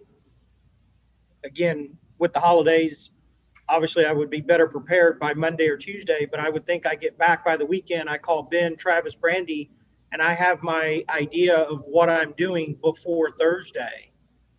And I either get my reset and I've talked to my client, or I get my paperwork and somehow get it back and we're ready for a plea. I'm not technically savvy enough to be bouncing around from talking to the judge with my client and then going into a back room and talking to Travis online. I would think I've had all of that stuff done before Thursday. And so Steve, you're planning on not being here Thursday on the 7th. I'm planning on being there unless I can take care of my stuff before Thursday and I confirm with the judge and you that all my Right. stuff's taken care of and I don't need to be there. And Calvin, are you planning on being here Thursday Yeah, physically yeah. in the courtroom? No, I'll be on Zoom. Okay. Because I'm Just- wondering if we will be down in the courtroom with a laptop or Nope. just scattered out in our offices like right now. I Well, can tell you- here's I can tell you, it does not work to have more than one laptop in the courtroom. Okay. Well, here's what I would say is I would expect that if I have somebody who actually has to, we have some kind of issue and we haven't been able to reset or plead, but there's still some other issue. The simplest way for me is to just have him here in the office with me. Yeah. And he'll be here on Zoom with me. And so that way, Travis, if somebody else is in the middle of doing something, all I have to do is step out and we get on the phone and we can discuss that. We don't need a Right. break room. We can just step outside and that while somebody else is doing a plea. That makes sense. And we'll stay in our offices so we can be out by our phone to talk to you just and see if we can't get to Sure, a that's the different Zoom simplest way tag. to do it. Yeah, I don't Because- see what would be the problem with just muting your Zoom, as long as everybody understands how to mute your Zoom audio, then mute your Zoom audio and then have a phone call to the defense attorneys and talk to them about something personally. And then when we need to get back on the big group Zoom meeting, then we come back, unmute yourself and talk about what you need to talk about. Sure, that's the simplest part. Then we won't need all those extra break rooms. Judge, can you mute people? Yes. Let me see if I can mute you.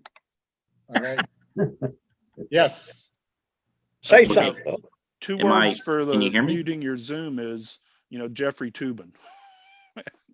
He thought he was muted. Oh, well, there are several people have went to the bathroom and all of that while they thought they were muted. Is there I mean- anybody that does not know how to mute themselves right now? Does No, I everybody how know? to. I don't think it's a matter of knowing, Brandy. It's a matter of forgetting. Well, Or thinking you've done and it. I think the judge can come in and mute somebody if they Right. need to mute themselves and the judge realizes, hey, look, you're talking and you shouldn't be. He Oh, can because come in there's and- going to be that unruly pro se person that gets on it or whatever that needs to be muted and things like that. I was just asking if you had. Judge, I think, just set up a couple of conference room when you set up your Zoom chat, and then if somebody needs to go to it, you can put us there. I know it's not difficult. It's just getting practice at doing it. I have a question for Cassie. On juvenile cases, Judge and Cassie and Denise. Cassie, I think I have 2 juveniles set for Wednesday. One of them I know I've talked about. I've talked to the family as well, and I'll contact them again, like I said, to kind of be prepared for Wednesday on what we're doing. But I think also there was a new case I had that y'all added, and I have not received any information on them so that I can contact them. Can you send that to me, please? Yes, I'll send that over. And then Judge, as far as juvenile cases, kind of the same thing we're talking about as far as getting them ready and if they're ready to go. Yeah, I think a juvenile case is going to be the same basic format as an adult criminal case, that the DA's office, defense attorney have to get together before the court date and let us know, is it going to be a plea, a reset, or whatever? Okay. And that's not going to be on YouTube, is it? If it's a juvenile? Are you saying our pleas now are going to be on YouTube Yes. for the public, Uh, to see and hear? Yeah, when we're, The juvenile hearings are public. They're not private just because they're juvenile, but that does create another thing to be wary of when it comes time for sealing. Well, you have to have some privacy in some of them because some of them may be a sexual assault case. That would be for the protection of the victim, not for the necessarily protection of the defendant. Like we're not going to put the victim up there during a plea unless they're doing a victim impact statement, but We in would a need to normal make sure that that hasn't happened. we would need to make sure that we only refer to the victim by an initial or by some anonymous name or something like that. Yeah. Well, Normal. you can tell a witness to do that, but lay witnesses, it's going to be hard for them We're to just, do that. we're talking about pleas. We're not talking about we're not talking about a trial right now. I'm just talking about a plea. Right. I've done juvenile That's sexual no assault. problem with a plea. Yeah, that's not a problem with a plea. Yeah. Hey, Ben, before we get off, can you come in my office and work on something on my computer before we shut this whole thing down? Sure. while Denise and Cassie are there, is there anything else as far as the juvenile end of things we need to talk about? Not that I'm aware, Judge, if we're gonna do everything the same. I think it's basically going to be the same. Okay. And so it would be basically the same, like with the waiver of jury trial and the stipulation of evidence and everything. All those forms would be emailed to the defense attorney. He would, defense attorney would go over with the juvenile, everything, have the juvenile sign it. And on the day we do the plea, Laura will have those papers and Laura will hold them up and say, is that your signature? Okay. I think one thing that Travis is going to need to make sure to talk to the jails about, bonding companies about, is just making sure that people's information that they put down is as correct as best as possible, as readable as possible, so that everybody's getting correct information. Instead of one phone number, maybe give two, parents information or something so that we can be tracking these people down once they leave the jail. Email addresses. We've already talked to the jail about getting their, on their forms to put email addresses. I've also talked to the officers about trying to put that on their statement forms and their offense reports and all that, to start trying to get them, as soon as they get a phone number, they need to get an extra one. That's a good point. Or to get, and for sure, try to get any email addresses we can get. Yeah, we- that would be perfect. Did we come to an official opinion about whether or not the attorneys are going to be set up in blocks of time, or whether we're just all going to be doing it all at one time? Or did I miss that? I think we're going to try to do a block, and with the idea like the resets, if the DA's office is going to know ahead of time who is going to plead out. So if it's the Monday before court, that, I mean, since we're going to initiate the meeting, I guess you're going to have to get, send to me and let me know that, again, Stephen Longoria has 2 cases and Calvin has 5 and John has 1 and somebody else. And then we'll just kind of block it out. And then when we send out the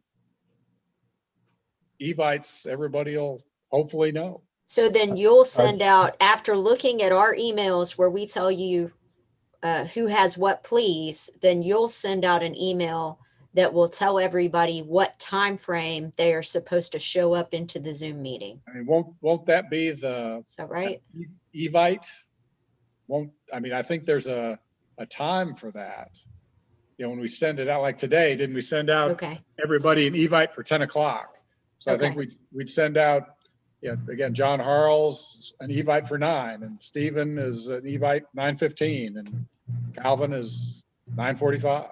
But if you do that, How do you but if want you to do that, handle the Judge, aren't you setting situation up? in which, how aren't do you you want to having- handle a situation which inevitably will arise when the person who was scheduled at 9:30 calls our office, let's say at 10 and said, I just got free. What do I do? Do you want to reset them, have them come in late in somebody else's block? I think they would, I'm sorry. I think they would just go to the back of the line, Judge. I think there's 2 points I want to, and Stephen, I think I'm going to make your point. If we do multiple emails of 9, 9:15, 9:30, that's going to create 6 different meetings that the DA's office is going to have to log into. If it's just, I think if Stephen wants to be told to be here at 9:30, just tell him to log into the meeting at 9:30. That way we're not having 6 different Zoom meetings. I agree. Right. And also because it's going to address the point that Jerry just made, which is if you send out these separate meetings and then a defendant winds up missing his time spot, then there's really no way to get him back in. If you all just have one meeting where the attorneys are told ahead of time, hey, you don't have to log in until this particular time, then it makes it easier because all the attorneys will already have the invite. And if a defendant comes in early or late, then there's some flexibility there, I think. So Yeah, I would and go ahead and tell everybody's going to get an email evite for 9 a.m. But Stephen, you can tell your people to be there at 10. John, you can tell your people to be there at 9, and Calvin can be there at 9:15 or whatever. So there's some flexibility, but it's all one meeting. It just depends on when people are logging in on their own. All right. Okay, And then now if- who's going to tell us what time we can not log in with our people? The judge would.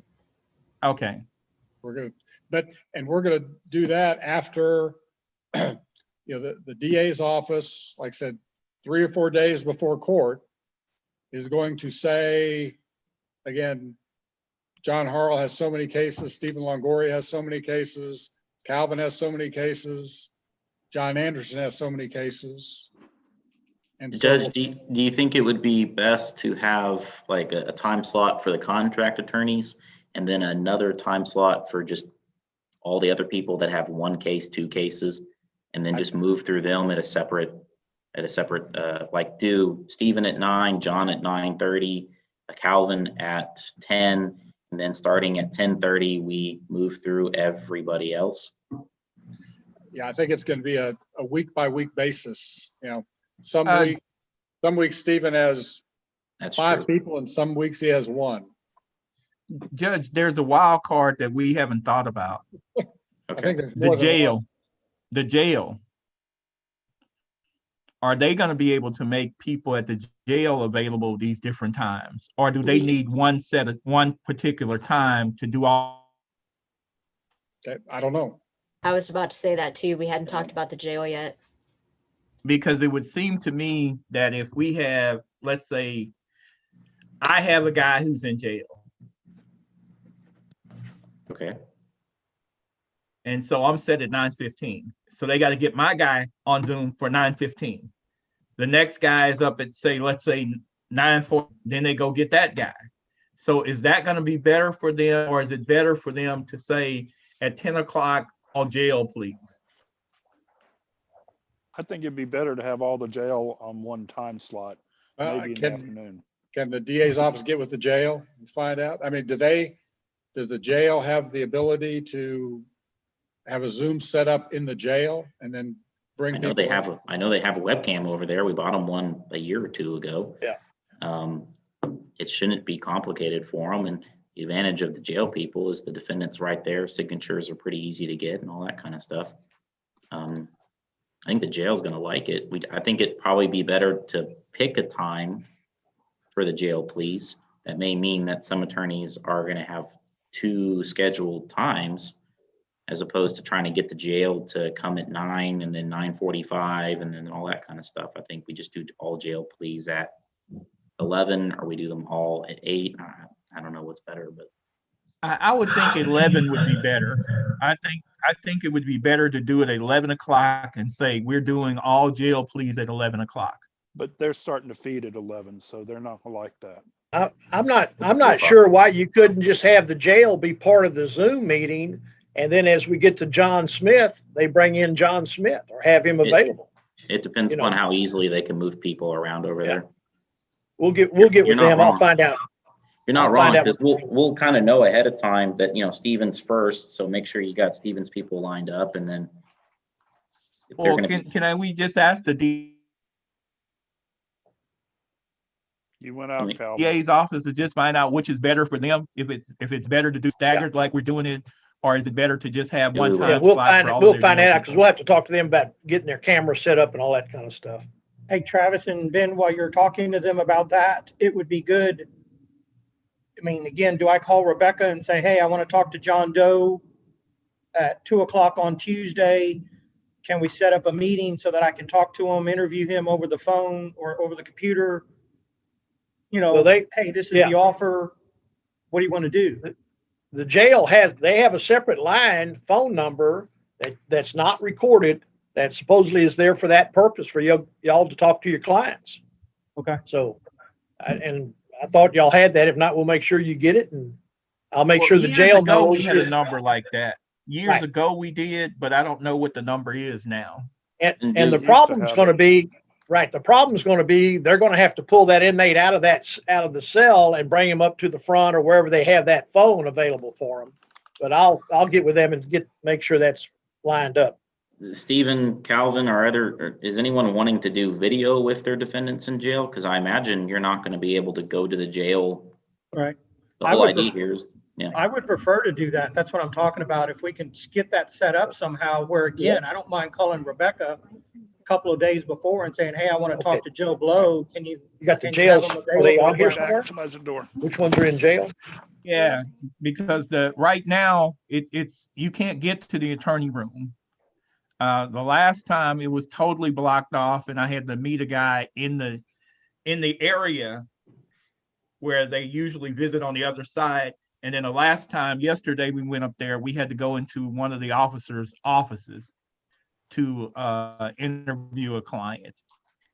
So they have to have, if they have a video, that would be perfect.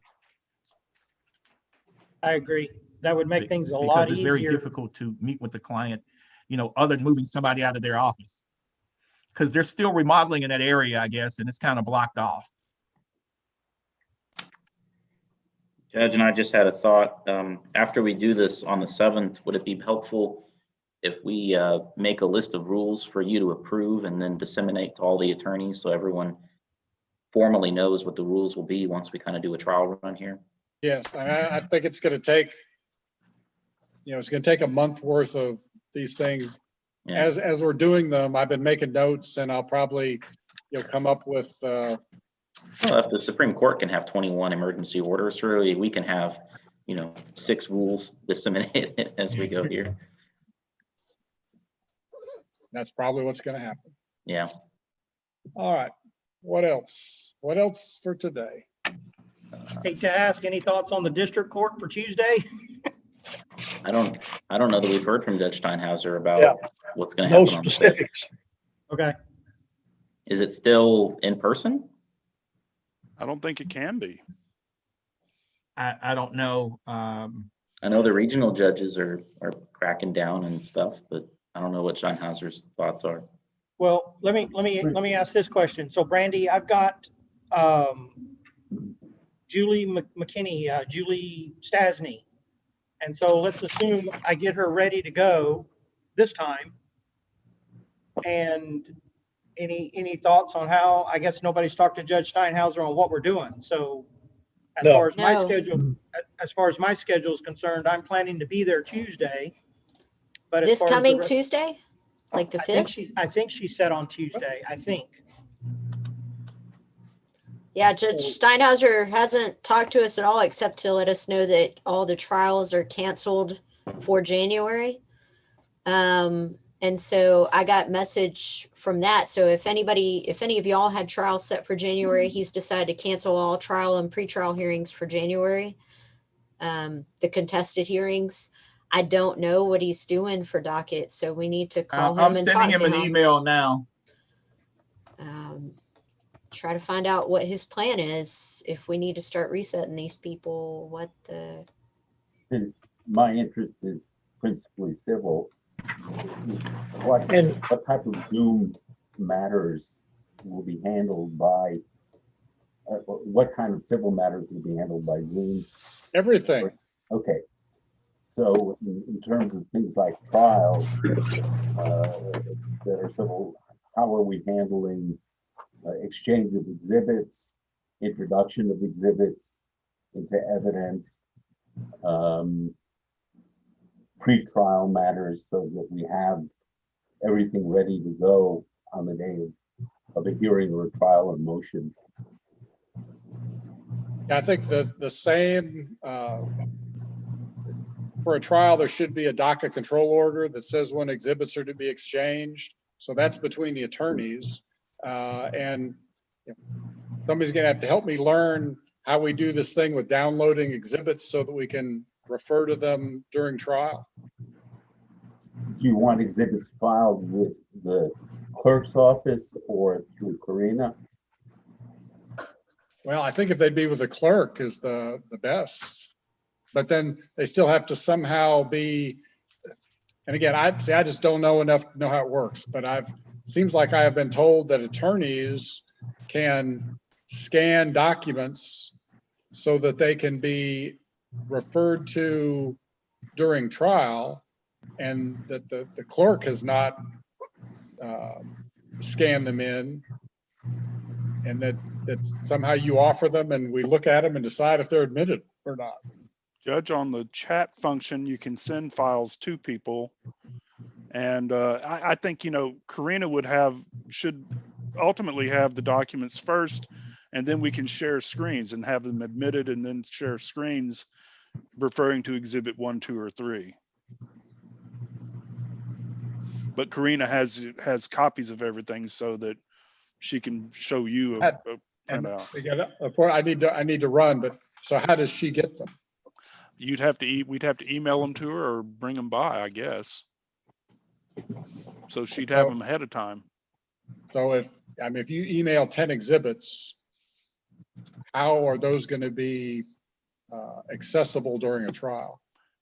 Screen sharing. Right. Okay. Well, I'm gonna have to learn about screen sharing. I sent you some links that about setting up meetings. Hopefully that's in there. If you'll check your email later on. Okay. All right. Well, I got to run, but I can leave this open if y'all want to keep talking. No, Leave it's it time open for for a little lunch. bit. Okay. Okay. Thank you, Judge. Thank you. Calvin Garvey. Yes, sir. Now see, I can't see you. I just got I'm here. 9 people on I know it. I hear you. Joseph Cummins is one of them who's set for Thursday, but he also has 3 felony cases set for Tuesday. Hey, Travis, I think Bethany, I got a question for you. Yeah. Okay, Bethany. Yeah. We're doing a Zoom conference here, was with Judge Leedy. And the question came up about our docket for next week. Whether we were having an in-person docket on next week here in Austin County. Yes, it will be in person. I think they're trying to kind of spend.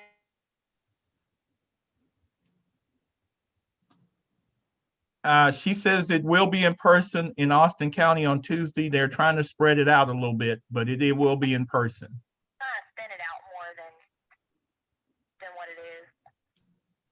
Okay, when would we know that? On Monday? Asking me? Yeah, I'm trying to find out when the time slots are. Because the DA is on Zoom with me.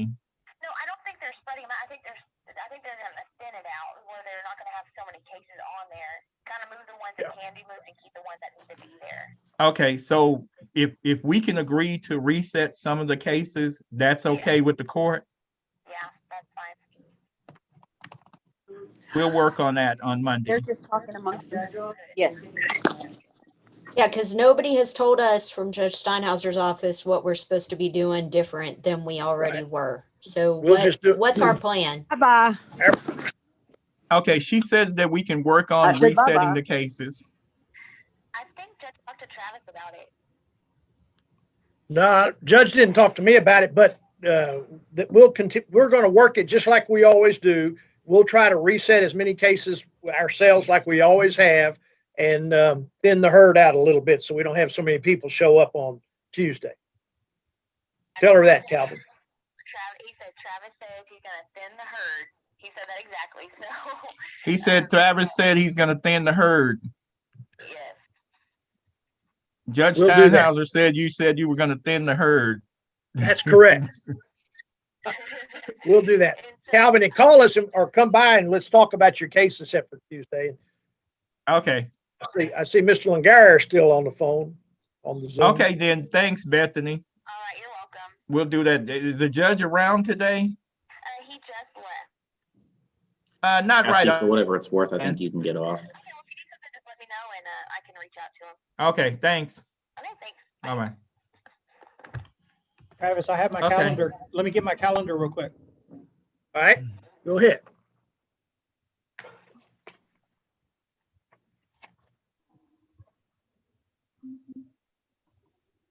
Calvin, come by sometime. Let's talk. We need to start working your cases anyhow. And seeing, I Okay. think you have Joseph Cummins is on the docket for Thursday, but he's also got the felony cases. Hey, did the officers ever talk to him? Yeah, he did, and he didn't say anything worthwhile. So Oh, okay. we're gonna just go forward with him. He needs to go. But we'll talk about it. And the other point is, when the judge sets up a Zoom meeting for 10 o'clock, can he start the meeting a little earlier, or is that a set time the first time he can get on it? He starts No, it, if you're in the waiting room already, then all he has to do is pull you in. No. What I'm saying is, I tried to get on like at 9:50 to try to get onto the Zoom. Could he open the meeting 10 minutes early, or does he have to wait until exactly 10 o'clock before he opens the Zoom meeting? He can start see it what I'm- early, but he has to let you in. So he has to get on. He has to start the meeting early, and then he has to choose to let you into the room. Okay, well, we need to remind him to do that so we can, because it takes a while to get things hooked up in my office. So we can, make sure we can get on there and stuff. All right, Mr. Langara, what you got? I've got, you want to go through my handful of cases? For what? For Uh, Tuesday? Yeah, for Tuesday. I've got one. I don't have a docket in front of me because Lisa won't give me one. Stephen, while we Lisa, got Cassie Got a here, docket what for is, Tuesday. what you is bring the me- plan for the juvenile cases next week? For Did we just- juvenile, I've got Nicholas Thomas set for the 6th. Hey, I gotta go. I'll touch base with you later, Travis. All right, Calvin, goodbye. Thank you. All right. I've got Nicholas Thomas set for the 6th. I think I was going to talk to him and family again as far as whether we were going to plead to the 6 months probation or what. I'm guessing he's going to take the 6 months probation. Okay. So again, if I can get paperwork from you guys, plea paperwork, I was gonna check with them, see if they can do a Zoom and then try to do the paperwork that way. Okay, for Nicholas Thomas. And then that's Nicholas Thomas, yes. And you were gonna tell me the name and send me paperwork on the other guy. I think I spoke to your office and I thought they were offering a deferred. Is that right? I'm not 100% on that one because I don't even know that case yet. I need to speak Okay. with Courtney and find out more information on it, and then I can send that over to you. Yeah, and I don't even remember the person's name. I think it was a new appointment. Yeah. Do you know who it is off the top of your head? I do not. I'm sorry, Okay. Steven. So yeah, just holler at me. Okay. Cassie, you have my cell number? Is it the 281-743-2103? Yes. Yep, just holler at me. Okay. I think the biggest one I have for Tuesday, Travis and Brandy, again, I have Julie Stasny set. I have a Sean King from the jail, Dustin Kokinas at the jail, and I guess that Michael Hickson Corral. at And the also jail. see Nicholas DeMuth. Nicholas DeMuth is in jail, Okay, that's a new one. and that's yours. I tell you what, let me look. I need to run to lunch, get in my mama's, but let me look at that and we'll call you back and let you know. That's Now- fine. Can we set up a Zoom meeting? Yes, y'all can set up a Zoom meeting. I can set up a Zoom meeting. Through, However you want to do it. Not through the courts, if that's what you're asking, Travis. No, right, that's, I'm asking. No, you can't do it through the court. Only No. Judge Leedy and Judge Steinhauser can do that, or whoever they give permission to do that can do that. So I think Right. Bethany or You Corina guys could can- theoretically do it. Ben can set up a Zoom meeting for this afternoon and I'll be here and we can talk about the case, however y'all want to do that. I don't mean this week. I just mean in the future. Yeah. That would be Yeah. for a regular short meeting. There's time limits on that, I think, because if you're using it for free, there are time limits on how long you can have a Zoom meeting. And that's not on YouTube, is it?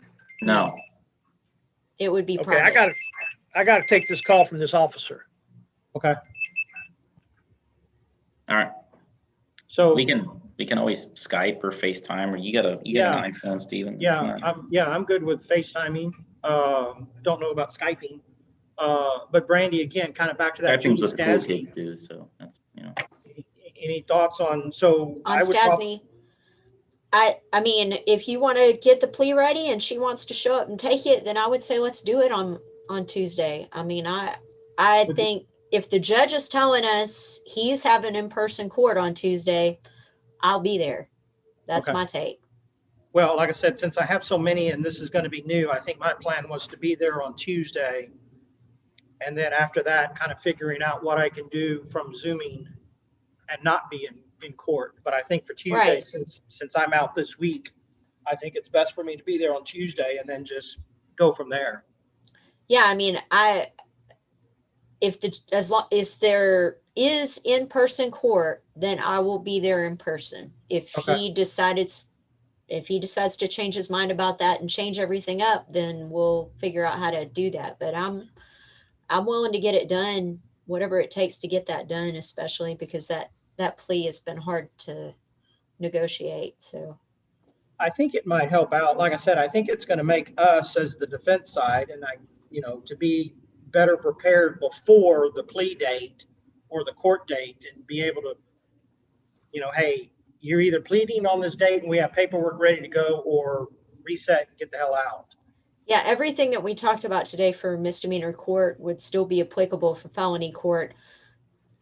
It would have been good probably to have Judge Steinhauser in on this call, actually. Unfortunately, we didn't think about that ahead of time. Yeah, But Ben didn't think about that. So yeah. I did, but you all shot me down. I brought it up for the record because this is recorded on YouTube. I brought it up last week with everyone, and y'all said, no, exclude Judge Steinhauser. We don't want him here. did I say that? Yes, out loud many times. You screamed it. That doesn't sound familiar. Yeah. Well, you were sick last week, so I mean, you were probably in a Yeah. delirious state. Yeah. All right. Well, I'm clear on what I need to do. Yeah, I think so. It'll be interesting, I guess, to figure out how this is going to work, whether we need to And- be there or not be there or Well, half the and thing half. or what. the thing I kept trying to impress upon Judge Leedy was just that it's not, like, I'm gonna know Monday potentially what's gonna happen on the cases, but I'm only gonna know that it's gonna plea or reset. We're gonna have to still reset it for a disposition date. It's not like come Monday, I'm gonna know that the plea is gonna be absolutely ready to go. Well, It's- Everything's gonna get reset. what Fort Bend County does is a particular court that you get an appointment on, the coordinator sends out just a blanket reset. And I think some put a date and some don't. There's 6 different misdemeanor courts. Some put a date, some don't. And they just say, attorney, your client is set for this date. If you want to reset, get your people to sign it and get it back to me the Friday before the Tuesday court. And I guess if you want to do a plea, you can always redo it and set it. But as far as just blanket resets, the coordinator just sends them out and says, here you go. So So you don't have any dates until you pick one? no, the coordinator sets the date. Okay. And If I then- had a court date on January 5th and she sends it out and she says, okay, you're going to be reset for March 5th. And I think what they do is they take half the alphabet and they say, okay, these people are set for this March date and the next people are set for the following March date. And like I said, she just sends out a blanket reset and it's up to us to get it back to them by a certain date. Yeah, I know, but I'd rather, instead of putting all that burden on people, I'd rather just mail it to the defendant, because that's all I'm really worried about is just getting them notified. Notice. And so for us, that's no different than just, we're gonna do what we always do and just write resets and then have the clerk mail it. Instead of sitting there and trying to come up with some kind of typed form or something, I think it's easiest just to write a reset form and have the clerk mail that out. Yeah, we talked about that earlier. Yeah. That way I know for certain the defendant has notice. Well, not for certain, but it's the most legal form of notice I can think of. Usable. Yeah. If we need to show that they got notice and then still did not appear. Right. Yeah. All right. Anything else? I don't know. I think we'll find the problems as we go, probably. So. Yeah, I think so. No, I think it's gonna be perfect. All right. All I'm right. signing off. All right. See Thanks. y'all.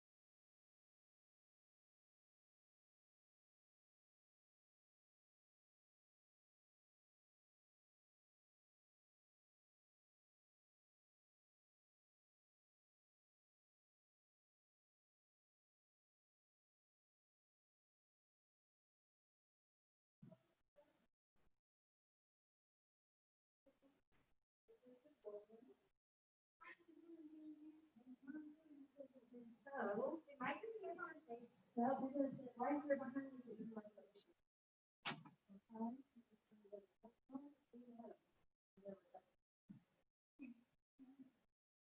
Oh, it was a Zoom meeting. Cool. I take your message if you wish. Okay, so now we're both gonna play on our phones. So people get, you're, you tries to always be early. On both, I'm gonna do the same thing, I'm playing on my phone. No food. But we can eat something after we're done. Right? You can't eat on morning. No, you don't know it. But you notice those rules are for everybody, not just little people, it's the big people too. It's just the rules.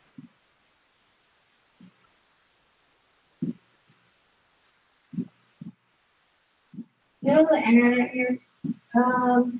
Yes, sometimes. Let's see if I can do it. On my phone, I'll tell you. Wait, this is a video? Well, no, we're here in person.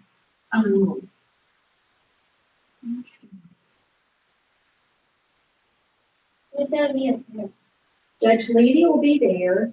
Ms. Corinne, the court reporter, will be there. There's your little machine. My client will be here.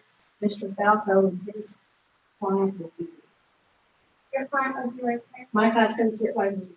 So I have to sit there. Do my backup. Let me just, okay, AC courtroom. Okay, so let's see.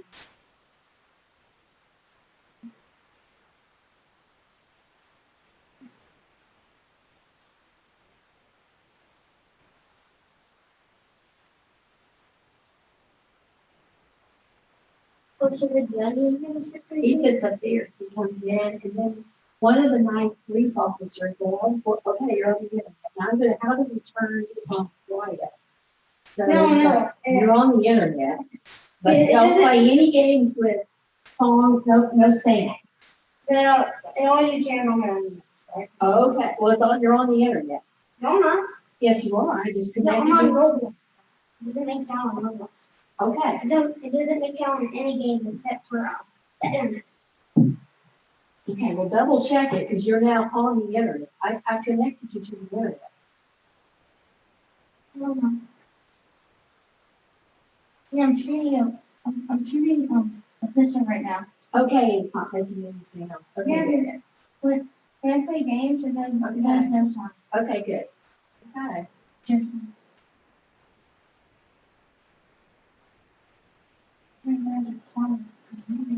Okay, I mean, you do that as long as you don't make a sound. Because I can't either. I mean, I turn my ringer off. So if people call me, it won't ring anymore. That's the key.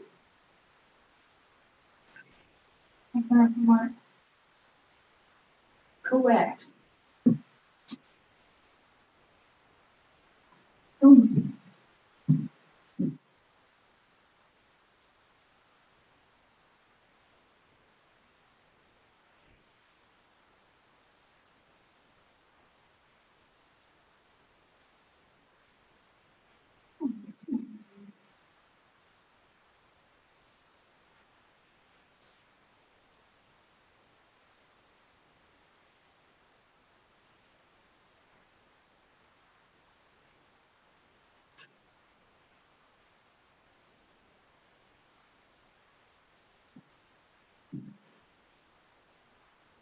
Are other people considering or just?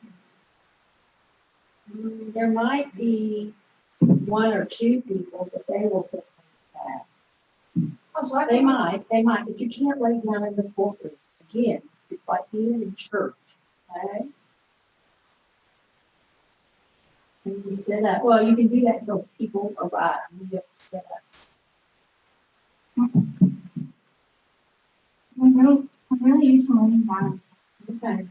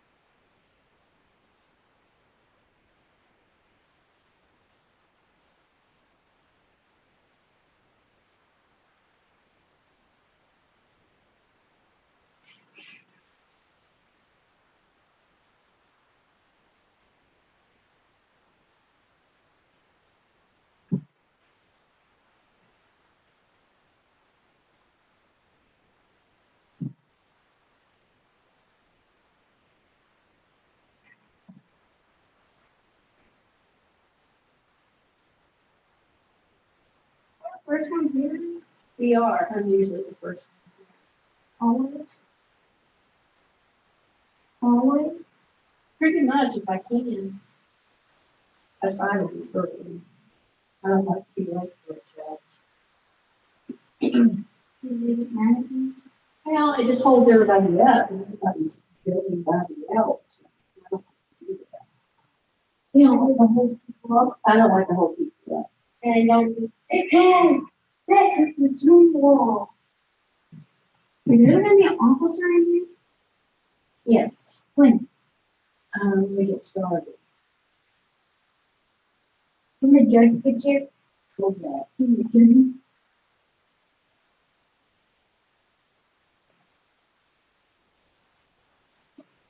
Do I have 3 minutes? What? Do I have 3 minutes? Somewhat. I would just be attentive. I mean, do I have to listen? Yeah. But you need it. You can play with the phone. I don't know.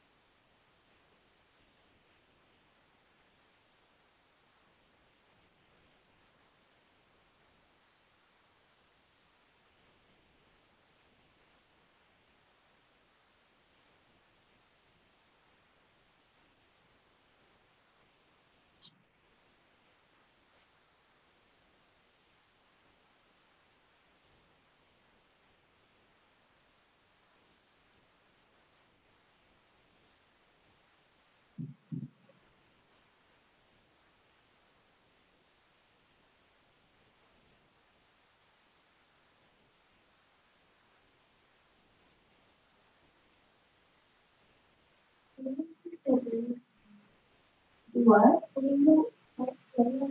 What do I have what? What do I have? Oh, I don't know. I don't know. We can get some food along the way if you want. From here, I mean, we just ate breakfast. If you're hungry, we'll get there. We'll get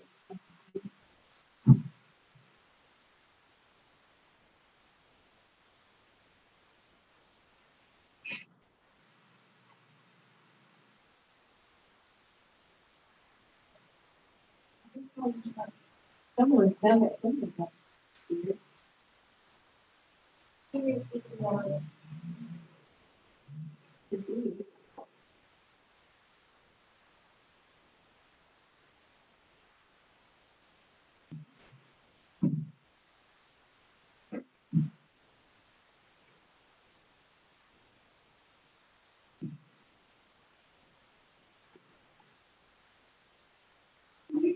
Spread.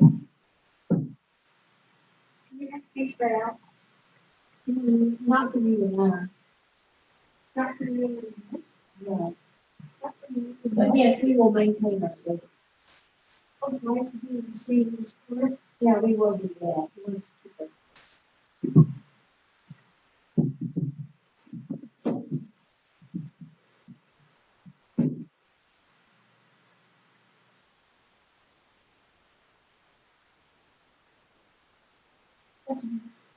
I'm gonna show up on the screen.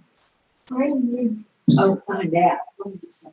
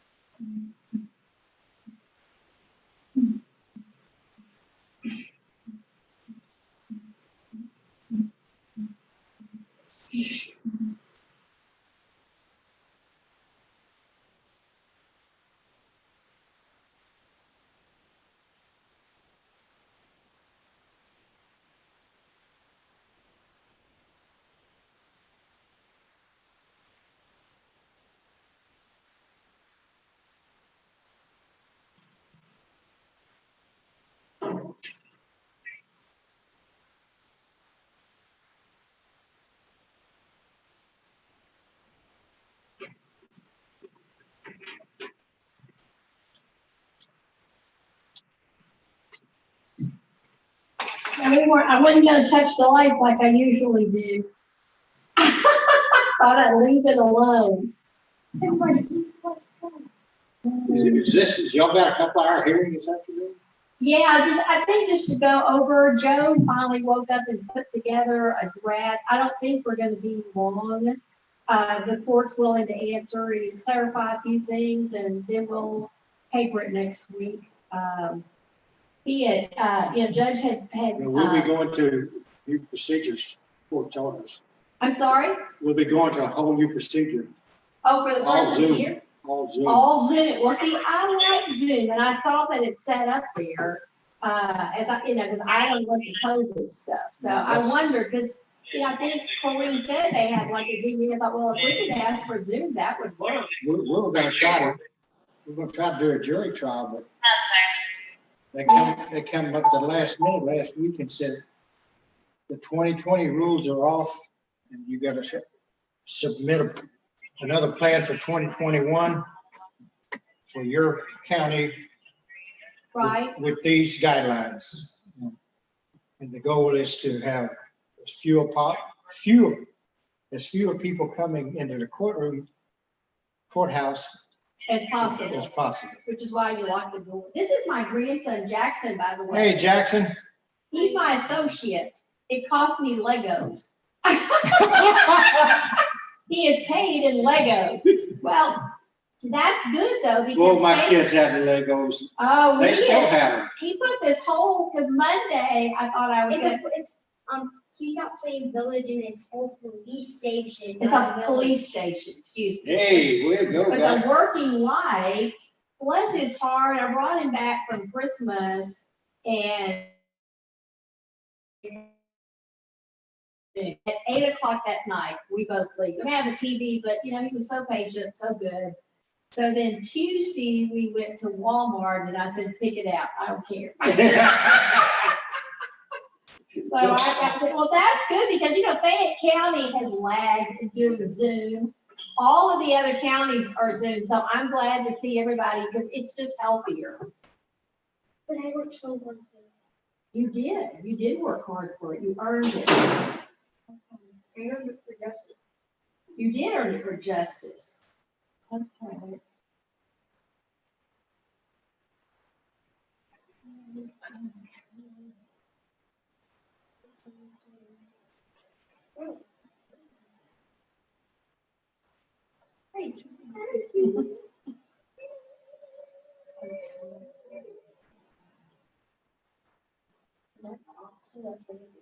Yeah, he's gonna be our bailiff. He makes certain everybody's safe in the courtroom.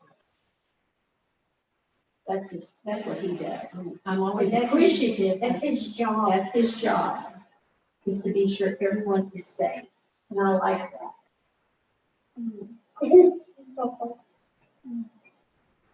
You just threw me.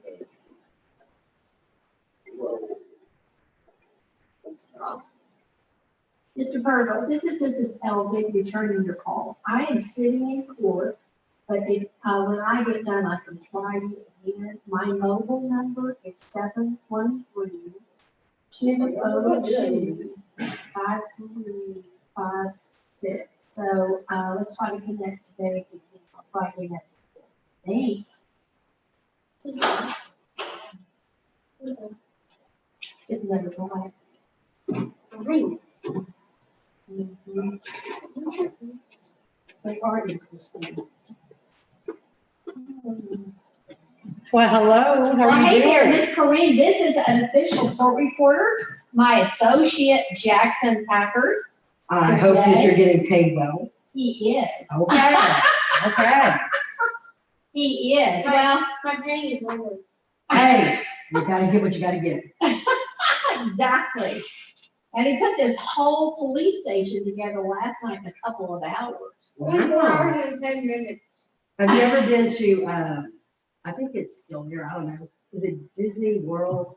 Right outside where they have the whole Lego park? Yes, we did that. Oh, In that's pretty Florida. cool, yeah. If you remember when we went to the Lego store at Disney World? Oh, yeah.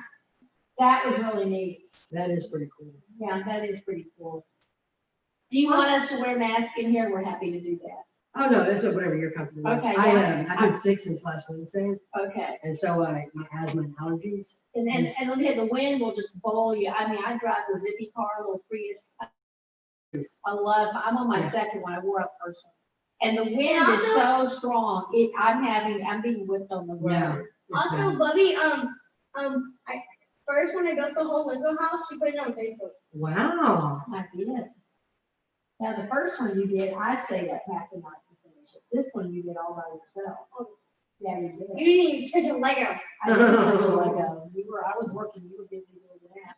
Well, and I don't think we're gonna have anything written to enter, but Joe woke up and this morning, I'm like last minute stuff. So about 10 o'clock got a draft. So we sort of walked through it. I think I liked your idea. We're just gonna kind of clarify a few things and then go paper it next week. Okay.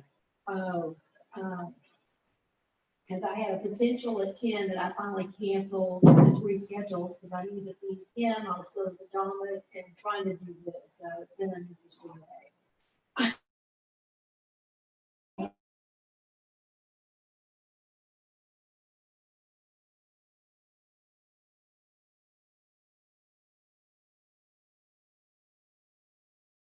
day.